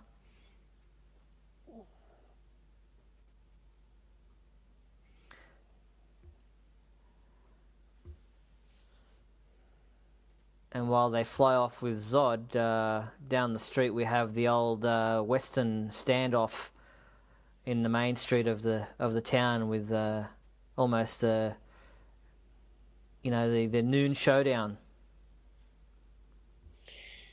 It would be an interesting way and probably a smart thing to do to take Martha with them and use her to force him to do what they want, but it must be that whole superiority thing where they don't even think of her as significant. They toss her around and they just leave her there. It doesn't really matter to them whether one particular human lives or doesn't. And you have there, Clark telling people go inside, it's not safe. So he does have, concerns for the people of Smallville and wants to make sure that they're, not in any danger. But again, they don't know who he is either. Fast as a speeding bullet. Not fast enough. Well, Superman and Faora got out of the way. Well, Superman still clipped that building. That's true. He was trying to outrun the bullet so fast he didn't realize that somebody put a building there. Who put this here? Wasn't there this morning? And here we have this 10-foot tall, or whatever. He seems a 10-foot tall. He just crushes the sky. Boom. Oh. He squeezed him to death. And again, just leaping, not flying yet. These Kryptonians, but Superman takes Faora, and unfortunately, they land at Pete Ross's place of business. You wonder if he recognises him here or not. There seems to be a bit of a... Are you who I think you are? I love Faora. Yeah, so great. Lines are delivered so well. I love the way she just drolly explains the situation to him.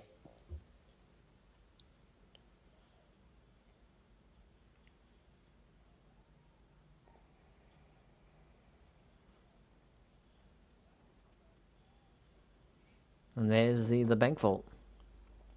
There it is.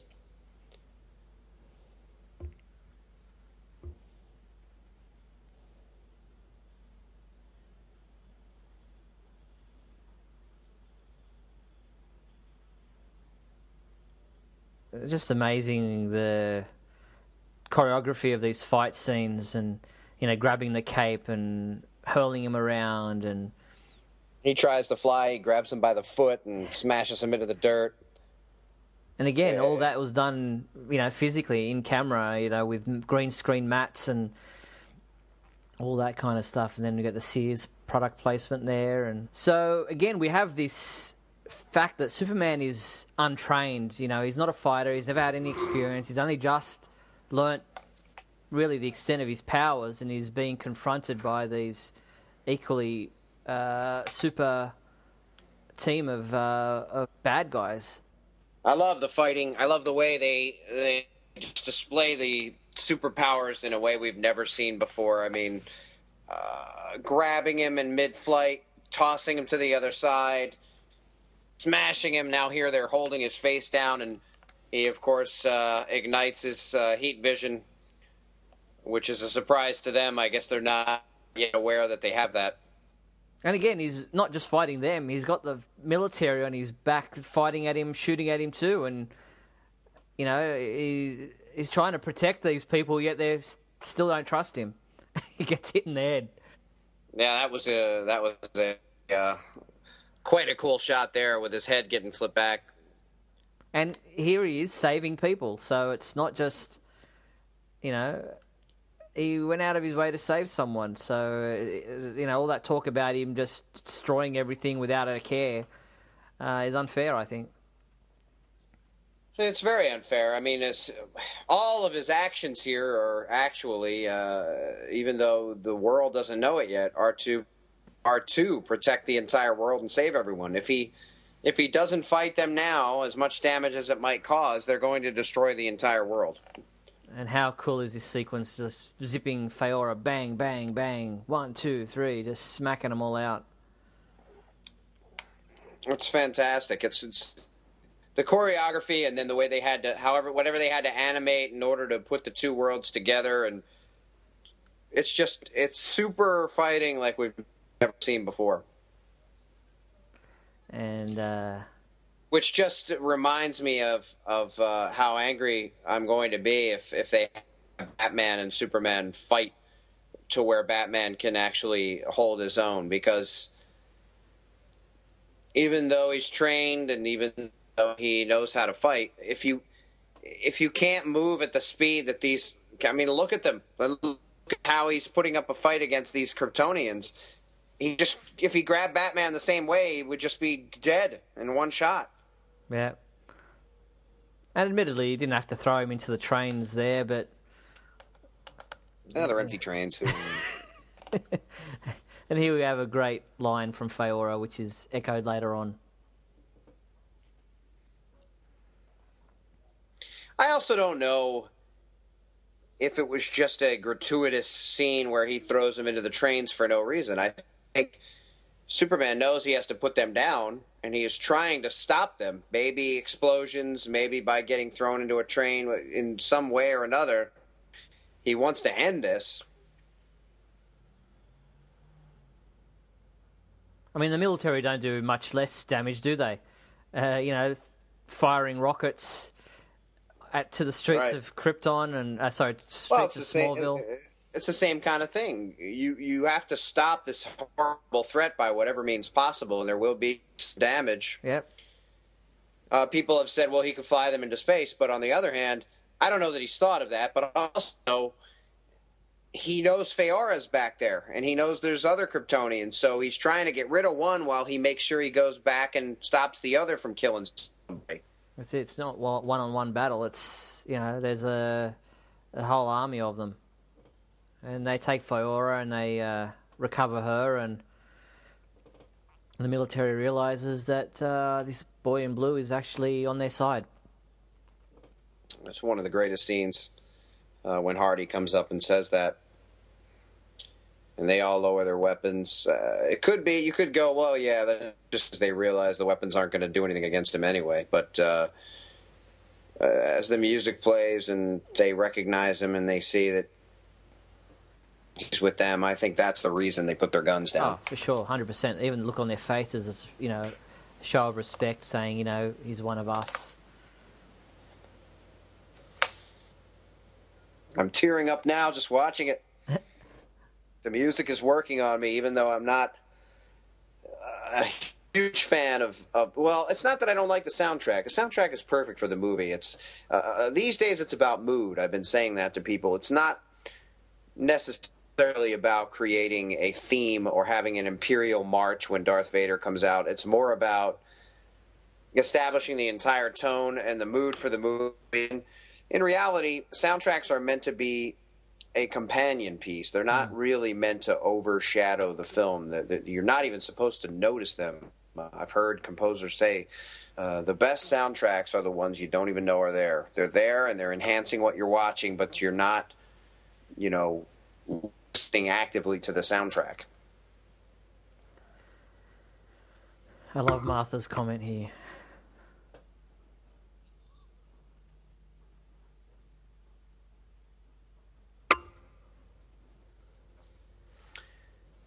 I do want to reiterate here that I hate every version where Jonathan Kent has to be killed. It bothers me, and I don't find it to be necessary. As much as I love the film, we're in a continuity now where, once again, Jonathan Kent has to be dead, and I just don't see the necessity of that. Now, people are saying Lois here was very irresponsible calling Clark in front of the officer, but I think there's a fair distance between her and the policeman to hear the name. But he does obviously realise that there is a significance to the house, I guess, because she's got a lift there. I do, yeah. I mean, I thought that too when I was watching it. She probably shouldn't be yelling Clark to him. But the cop also knows where they live now, so... there's also the idea that several people in Smallville also know the secret, and it's kind of a hometown thing. Maybe a lot of the town, including the police, do know that Clark has these powers, and maybe they're keeping it amongst themselves. Pete doesn't seem to be in on that, but... Now, which one of these is Jaxer? Because you said you weren't sure of the scientist's name, but my memory is that Jaxer is the one who destroys the Krypton moon, but... So one of these Kryptonians is listed as Jaxer in the credits. That would be the guy who took the blood from Kal-El. That's what I thought. I think Namek. So he's more of a scientist, guy. And more of a scientist here, and not necessarily the man responsible for the destruction of the moon. They just kind of put that there. Exactly, just a bit of an Easter egg for fans. But Namek is the tall monster guy, and here we have the World Engine being sent to the South Pacific, to the other side of the planet, so they can start the process of changing Earth into Krypton. And the movie doesn't tell you these things. They're listed in the credits, but unless you look up the actor and know who it is, most people aren't going to do that. We don't hear any of the other Kryptonians' names. We hear Faora, we hear Zod. As far as I know, that's it. No one really is mentioned by name. No, other than Jor-El, Kal-El, Lara. There probably is no real need. I mean, we don't go around calling each other by name when we talk to each other. We know who we're talking to. We just start talking to them. There's been a lot of jokes made, and how Man of Steel should have ended is funny on the How It Should Have Ended page. I love it. I don't begrudge it for what it does. It's a comedy. It's funny. A mention of the idea that this whole thing could have ended and there wouldn't have been any more destruction if Kal-El, once he knew Zod was a threat, had just gone to his space dad at the scout ship and asked him how to deal with the Kryptonians. He could have just taken his baby ship up into space and thrown it at their ship before it ever landed on Earth here, and there wouldn't have been an issue. But I don't really know that there's time for that. I also don't know if he knew in time to know. He got sent down here. He got into a battle immediately. He went back to check on Martha, and they're already landing the ships here. Exactly. There's really no time to even have gone to the scout ship and have a conversation with Jor-El. And plus, Lois at that point has the command key, which is the Jor-El AI, as far as I understand it. There you go. Didn't think of that. Didn't think of that, did you, people? And here we Someone have... asked me, one of my friends, when I told him it was great, he's like, "Oh, I'd like to go if you want to go again." And I said, "Absolutely, we'll go again." I ended up not able to go the day that he chose to go, and about 10 people went with him. And my understanding is none of the 10 people really liked it, which is fine. But one of the things he mentioned it kind of took him out of the movie was, why tentacles? Why does he have to go and fight this thing, and why does it have tentacles? And I just said, well, I think that's just its defense system. That's, it's whatever it's using to defend itself. It's an extension of that Liquid Geo display. Is that Liquid Geo technology? And for some reason, people took issue, and I've heard other critics say it too. It's dumb. This ship in the middle of the water has tentacles. It's fighting Superman. I mean, it is a science fiction basis, and there are plenty of robotic, tentacled ships and sci-fi battles in comics, and after all, this is a comic book based movie. They got Superman in tow. Superman? That's what they're calling him. It is kind of an interesting moment, and it's funny, so maybe that's why they decided to move it there. Because had Lois called him that earlier, we would be robbed of that moment where we find out that that's what they're calling him now. Now, the people saying, well, why didn't Superman go and take on the Black Zero? Why did he have to go to the World Engine? And obviously, there's no way that he can fly that space, like his Starcraft, into the Black Zero while the World Engine is still operating because of the gravity effect that it has around the Black Zero while it's slave to the World Engine. Well, what I had thought was, why doesn't he just, at super speed, fly his own body through the body of the ship as opposed to going to the Indian Ocean? I understand the plot point that he needs to destroy the World Engine in order to destroy the gravity beam so that he can drop his ship into it. But couldn't he have destroyed the alien vessel by just flying into it and exploding it? Well, that's what he ends up doing to the Black Zero, which is the one that's... I guess it's the... I mean, the World Engine is the one creating the gravity beam. It's not the Black Zero. It's just sending back the signal back through the core of the Earth. The decision I ultimately came to was the gravity field around the Black Zero in Metropolis is too great for him to actually fly. He would be knocked away just like the rockets are. True. Yeah, good point. Now we have Zod deciding to go... Zod deciding to go to the scout ship to pay Jor-El a visit. I think that the movie is just shot so well. So many interesting camera angles and the way they chose to show flight. It's just so epic. It just feels so much more grand than a lot of these other movies, the Marvel movies and things, which I love. I loved Avengers. People talk about it being better than this or other movies being... I just feel like this has a feel to it that those other movies don't have. And now those are fun, exciting. This is just more, I don't know, I just feel like it means so much more and has so much heft behind it. Now, Zod, having mastered his ability to withstand Earth's atmosphere, has entered the scout ship and inserted his own command key to override that of Jor-El, and has set up the Genesis chamber. As you saw, the lights came on inside the Genesis chamber, things started pulsing.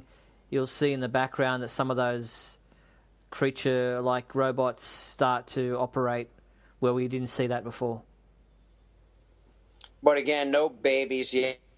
No. They would need the codex, and they would need the DNA in order to start actually manufacturing babies, which is technically what it is, a baby manufacturing factory. That was a cool shot there, right from All-Star Superman when he is flying away from the sun there. And here in this shot, they have the sun glowing behind him as he comes around and puts his arms behind his back, shot directly from the comic books. And it's interesting to see Superman coughing. Yeah.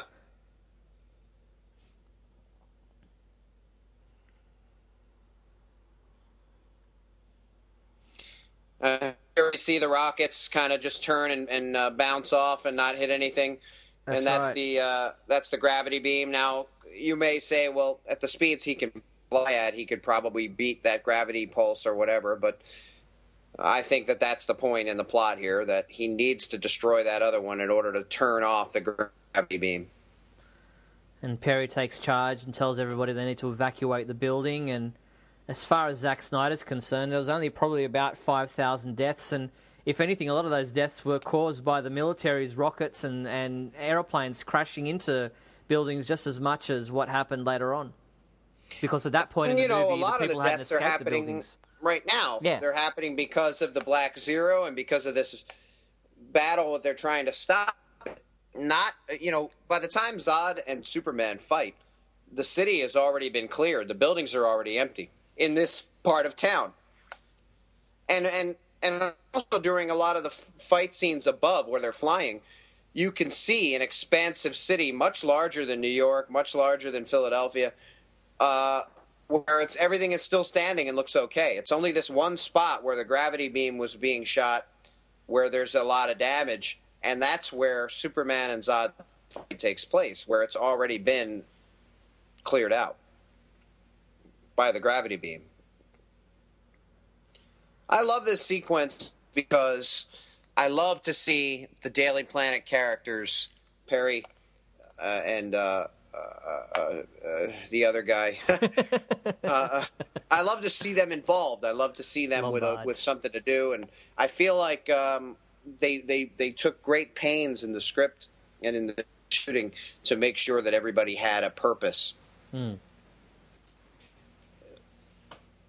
Something that I think they failed with in Superman Returns.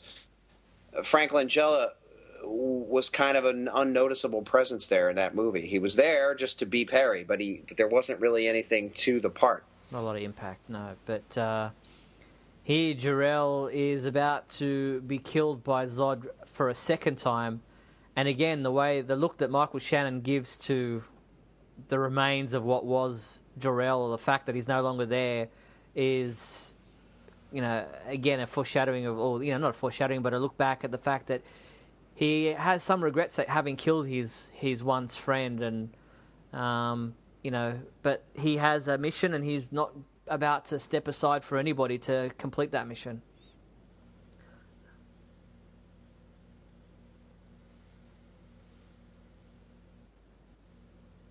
I find myself hoping that that's just for the time being. I mean, I don't know if you can entice an actor like Russell Crowe back for a sequel. We may have an Islet Zero situation where, like in the Superman 2 Lester version, we have Lara appear instead of Marlon Brando because they couldn't get him to come back.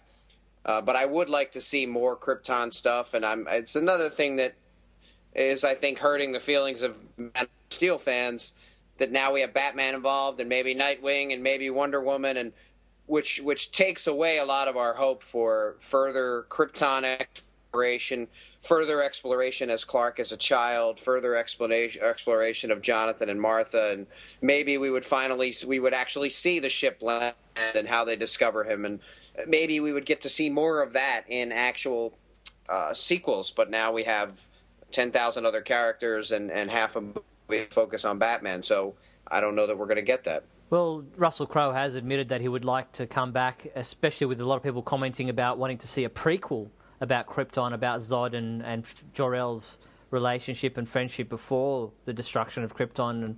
And Russell seems to be open to the idea of coming back. We'll have to see if that's possible, if there is any need for it moving forward. But we're about to see a sequence where a lot of people thought that there was a tribute to Christopher Reeve, with Superman's face distorted under this gravity beam, and as he fights his way up to try to defeat its effects on him, his face, through all the forces being pushed onto him, seems to shimmer into what people think is a tribute to Christopher Reeve, but I think it just happens to be a coincidence that they both just look like Superman. You and I differ on this. I think it's incredibly evident. I think it's obvious. I think it's apparent. I think it's you can hardly look at it without, right there. You can't even you can't look at it without seeing it. It's blatant, and it's purposely done. I can't. There's no way I can ever turn away from that unless we were told specifically that it wasn't. Yeah, we'll have to wait and see if Zack Snyder ever admits to that. And here we have the destruction of the World Engine, which stops the gravity beam, saving Jenny, Perry, and Lombard. And the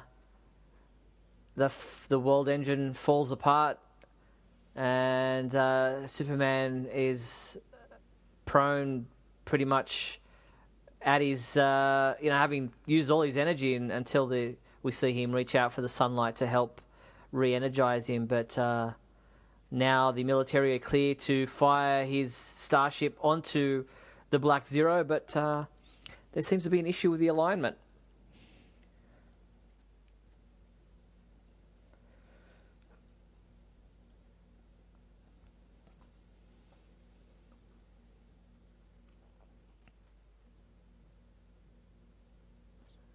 Again, great music, just the tone of the humming and the... And they use real military guys for these, a lot of these sequences. The soldiers and that were real soldiers, real military people, real Air Force personnel, which I think was a great thing to do. I really love, much like I enjoy the way they incorporated the use of the Daily Planet characters with an actual role in what was going on. I love the way they use humanity here, and the military is involved, and Lois is involved, and Emil Hamilton is involved, and they're all essential parts of this whole procedure, this whole process. And Zod comes to spoil the party, trying to stop them from fulfilling their role using the scout ship, but it looks like a job for Superman. Definitely. And there he goes.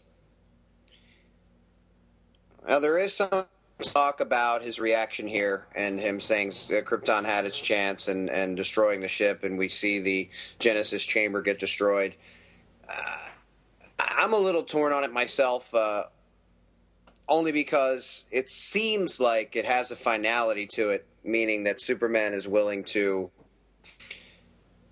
decide right here and now that Krypton is over and there will never be a resurrection of his species using the OX information, because he's destroying the Genesis chamber here. I don't believe that there wouldn't necessarily be a way in the future that they could introduce the Fortress of Solitude or the technology to have a new Genesis chamber or something like that. But it is a little dark of him to say Krypton had its chance and then go ahead and do what he does. There's some indication that the ship that Zod went to the Arctic in to find the scout ship, did he leave that behind, or was it somehow taken aboard the scout ship and brought back with him, or is there now a spacecraft left there in the Arctic for Superman to find? It does seem like that there should be. And here we have Faora trying to do her part to stop the attack on the Black Zero. Was that definitely the scout ship, or could that be his ship that he takes? No, it was definitely the scout ship that he's taken off with to pilot back. So we don't know where his ship that he came down with to the Arctic. Of course, that doesn't exonify Superman of what he does there, because he's not aware that there's a ship out there, and he's It's not like he's going, well, if I destroy this one, there's another ship out there that I can use to create another Genesis chamber. No, well, we don't know if there is a Genesis chamber on that one. He makes a clear determination there and says Krypton had its chance, and it's a little bit, as I said, a little bit dark. Mm-hmm. And now he... The callback to that line. Yep, that's right. And that's another question, a good death is its own reward. The Kryptonians get sucked in. Emil Hamilton gets sucked in. Lois gets saved because she falls out. Are they dead, or are they going to be trapped somewhere? Well, you would think that crashing your aeroplane into a spaceship is going to automatically mean your death. Well, except that there is some sort of for lack of a better word, there is a sucking going on here where they're all kind of getting absorbed into this nexus. But that would be the crashing of your aeroplane happened before the nexus, or whatever you like to call it, the Phantom Zone opened up. So I would assume that especially Hardy would have been killed on impact. But yeah, we'll never know 100%. And unless we do. But yeah, you're right. And Hardy, I would agree with that. He's right in the cockpit, right in the front. It's possible that Professor Hamilton tumbled out the back and then got taken into the singularity. True. But where is the singularity leading? Because before, when they got sent into the Phantom Zone, it was a ship, and they were in pods orbiting Krypton. Yeah, but that doesn't exist anymore. The ship went into the Phantom Zone. The Phantom Zone was that portal that opened up. And that's the same thing. That's the singularity that they created, was a portal back to the Phantom Zone.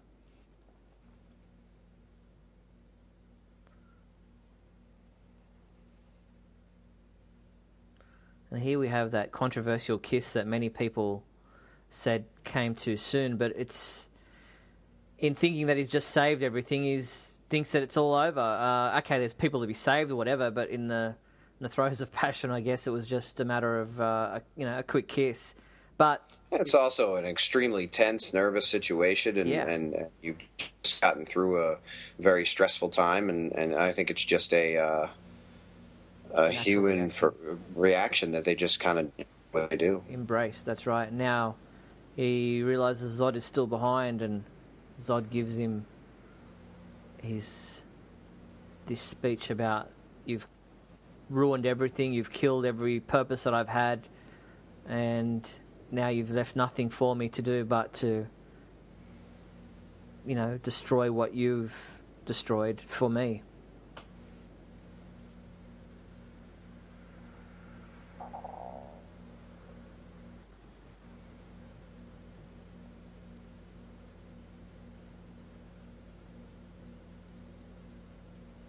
And he admits to being cruel and doing dastardly things, but it's for the greater good of his people. He has a solid, straight purpose, and now you can see, looking at Superman's face there, that he feels for him. Yeah.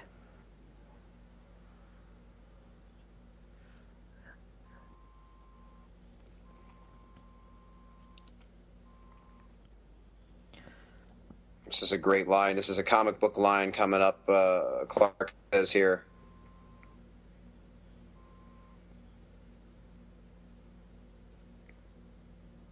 That's fantastic.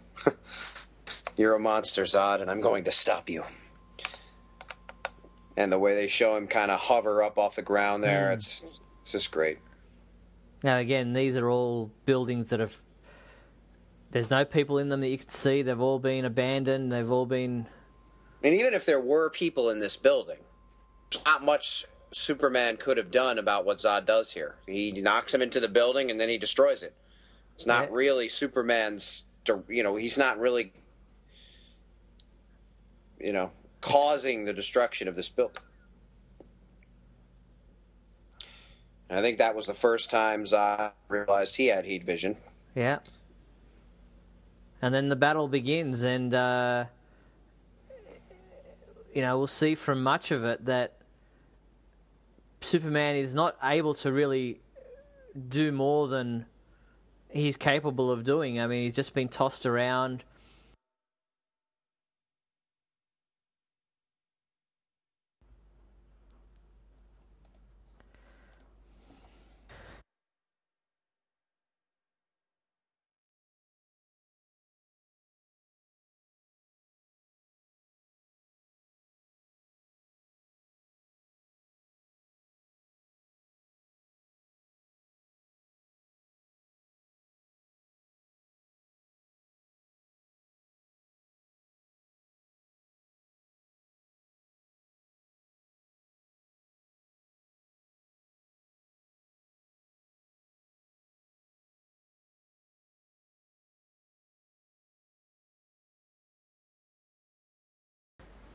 There he says it, either you die or I die, that foreshadowing of what's to come. Yeah, I mean, I think it's clear, at least when I watch it, that there isn't really much choice in the matter. He's going to keep doing this. There's going to be more buildings destroyed, and everything everyone's complaining about in terms of the gratuitous destruction is not going to end until everything is destroyed and everyone is dead. And there's the 106 days before an accident, and then all it goes to zero. I love that. It's a nice little thing in there. And here he is kneeling before Zod. I just never thought there would be a time where I would see superhero action the way we're seeing these days. This movie brought Superman and Kryptonian powers and battling to life in a way that I just never imagined live action would ever be able to do. And now Superman's realizing that his any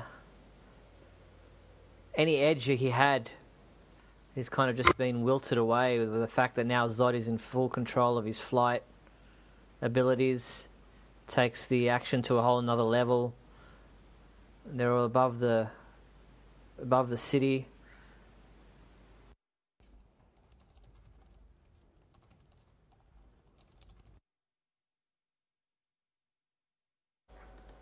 So a lot of what I've been saying throughout, and we're now finally at that point, and you can see in many of the shots here as they go around buildings, as they go above buildings, as they fly near buildings, that there are huge amounts of buildings that layer off into the distance that are unaffected completely.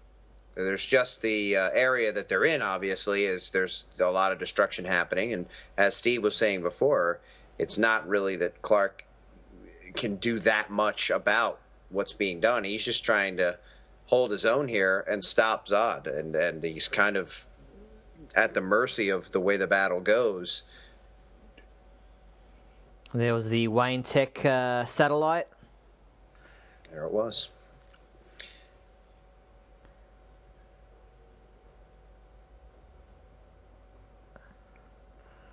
It's interesting. I'm not sure why it happened, but in all of the previews and in all the commercials we saw, that little hailstorm of debris was going in the opposite direction. Left to right, not right to left. But obviously the direction of the flight, the falls, necessitated the change.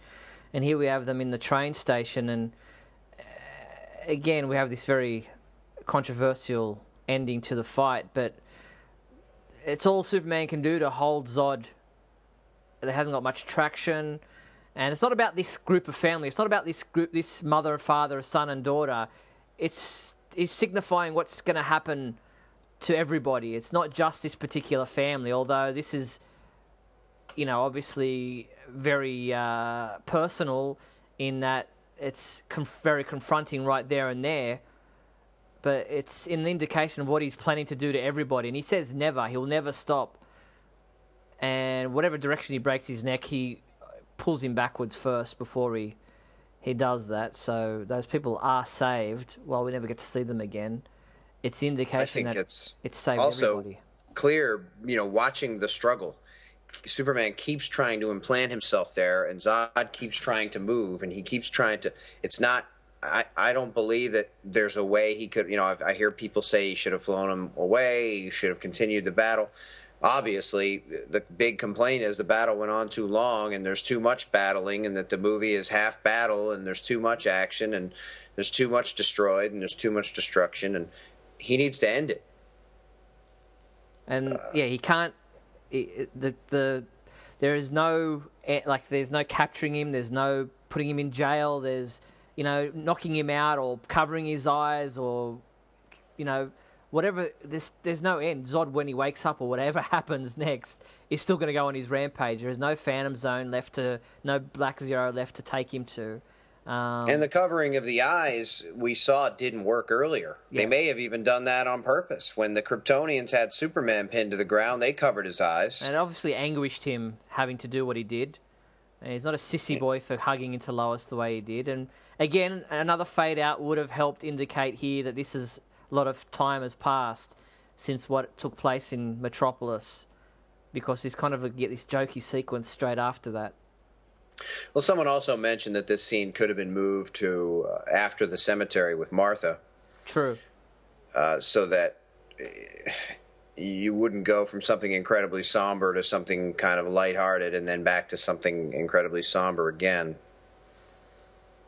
And he tells him that he grew up in Kansas right there, so that's a bit of a giveaway again. I think they already knew, as I was saying. I mean, once they... once they went to Smallville and located Martha and the fact that they destroyed that house there, they would know that there was something there. Seems to me that there's a bit of a contradiction in how the flight might affect somebody standing near him, because when he hears that Martha is in trouble earlier, he takes off from Lois while her arms are still around him.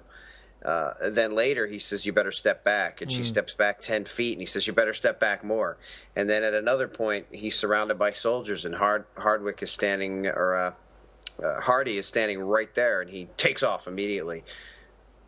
I could see that kind of a blast off possibly, knocking people down or something, but since it never does, he suddenly thinks it's important that he makes sure Lois step away in that one scene when he'd flown away from her a couple of times already and it hadn't done anything. We have a very touching scene here where we do kind of get the idea that Jonathan knew that Clark was going to be something great. And even though he doesn't see him as Superman, he definitely knows that there are great things meant for him.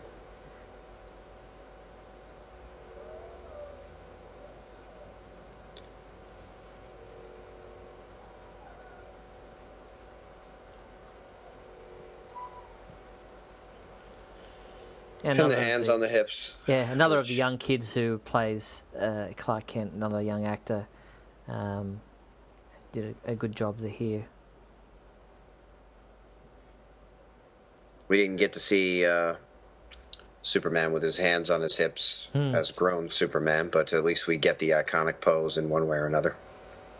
And I think there was a longer sequence here of Clark Kent riding his bicycle towards the Daily Planet, but obviously, the shorter the better. And sometimes, and we get the globe in the foyer, and as Clark heads into the elevator, it's we don't get to see his face, but it's a nice foreshadowing with the glasses and everything.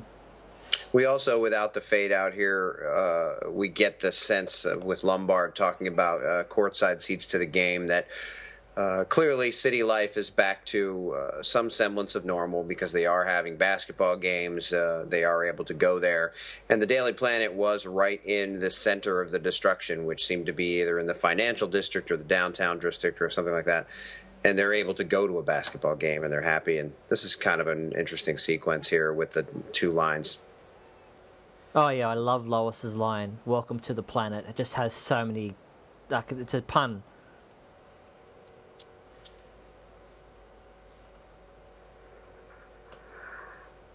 He looks good in the glasses. Yeah, it was a very good ending.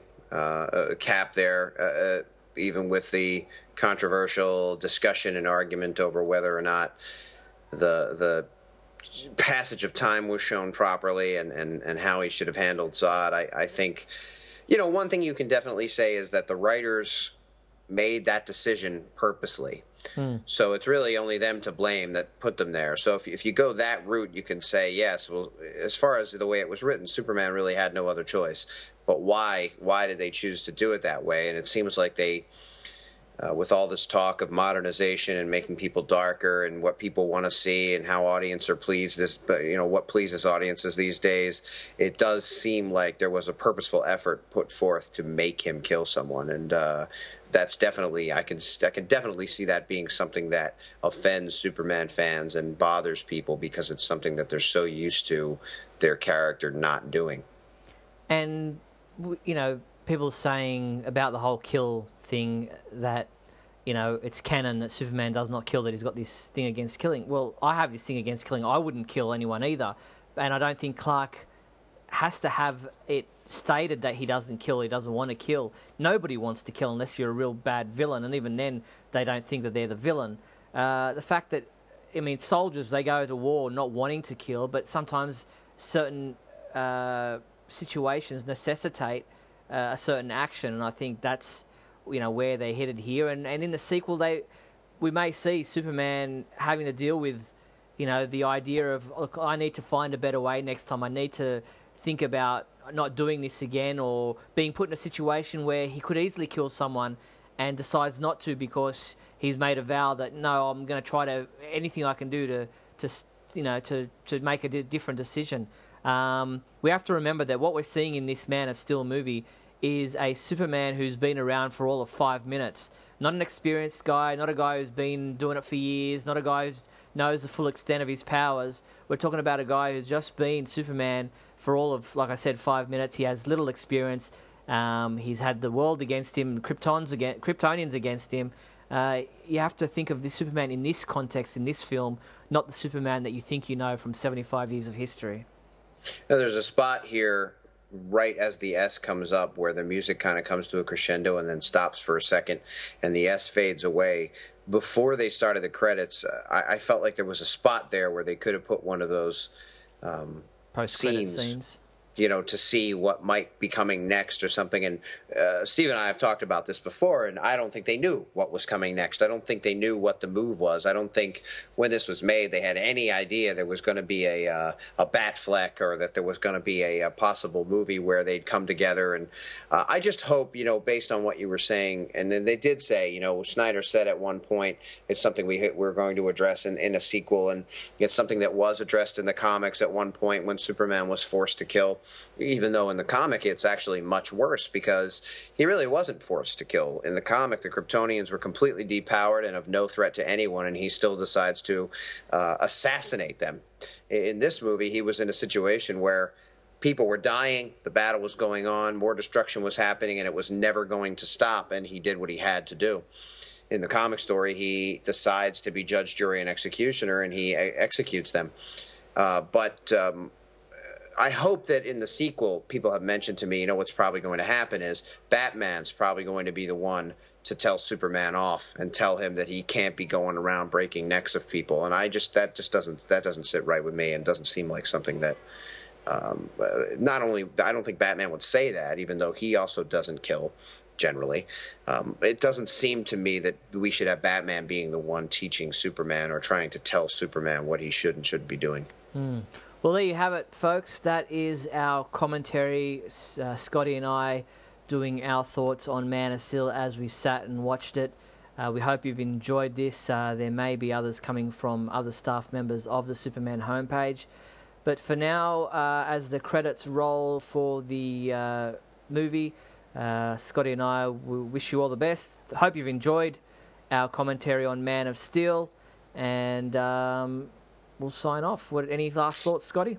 Well, my favorite comic book movie of all time, my favorite Superman movie of all time. I think the depth, the maturity, the emotional levels that we reach in this movie are what stand it apart from other films like Avengers that I loved and put on one of my top lists for superhero movies. But this one, as I was trying to say earlier, so much more epic, so much more meaningful. And yeah, I'm a little biased because I'm a Superman fan, but I don't have other Superman movies rated nearly as high as this. And I'm very happy with what we've got, and I hope to see this story continue. I have fears that whatever they're doing with this Batman and whatever they're going to do might take us out of the zone that I feel like we're in with this movie, Man of Steel. But maybe it won't, and maybe we'll see other standalone sequels that will give us more of what we got here and more of what we want. All I can say is look to the future with hope, and always look up in the sky. Well, thanks, Scotty, and I'm Steve Younis signing off from this, our commentary for Man of Steel for SupermanHomepage.com.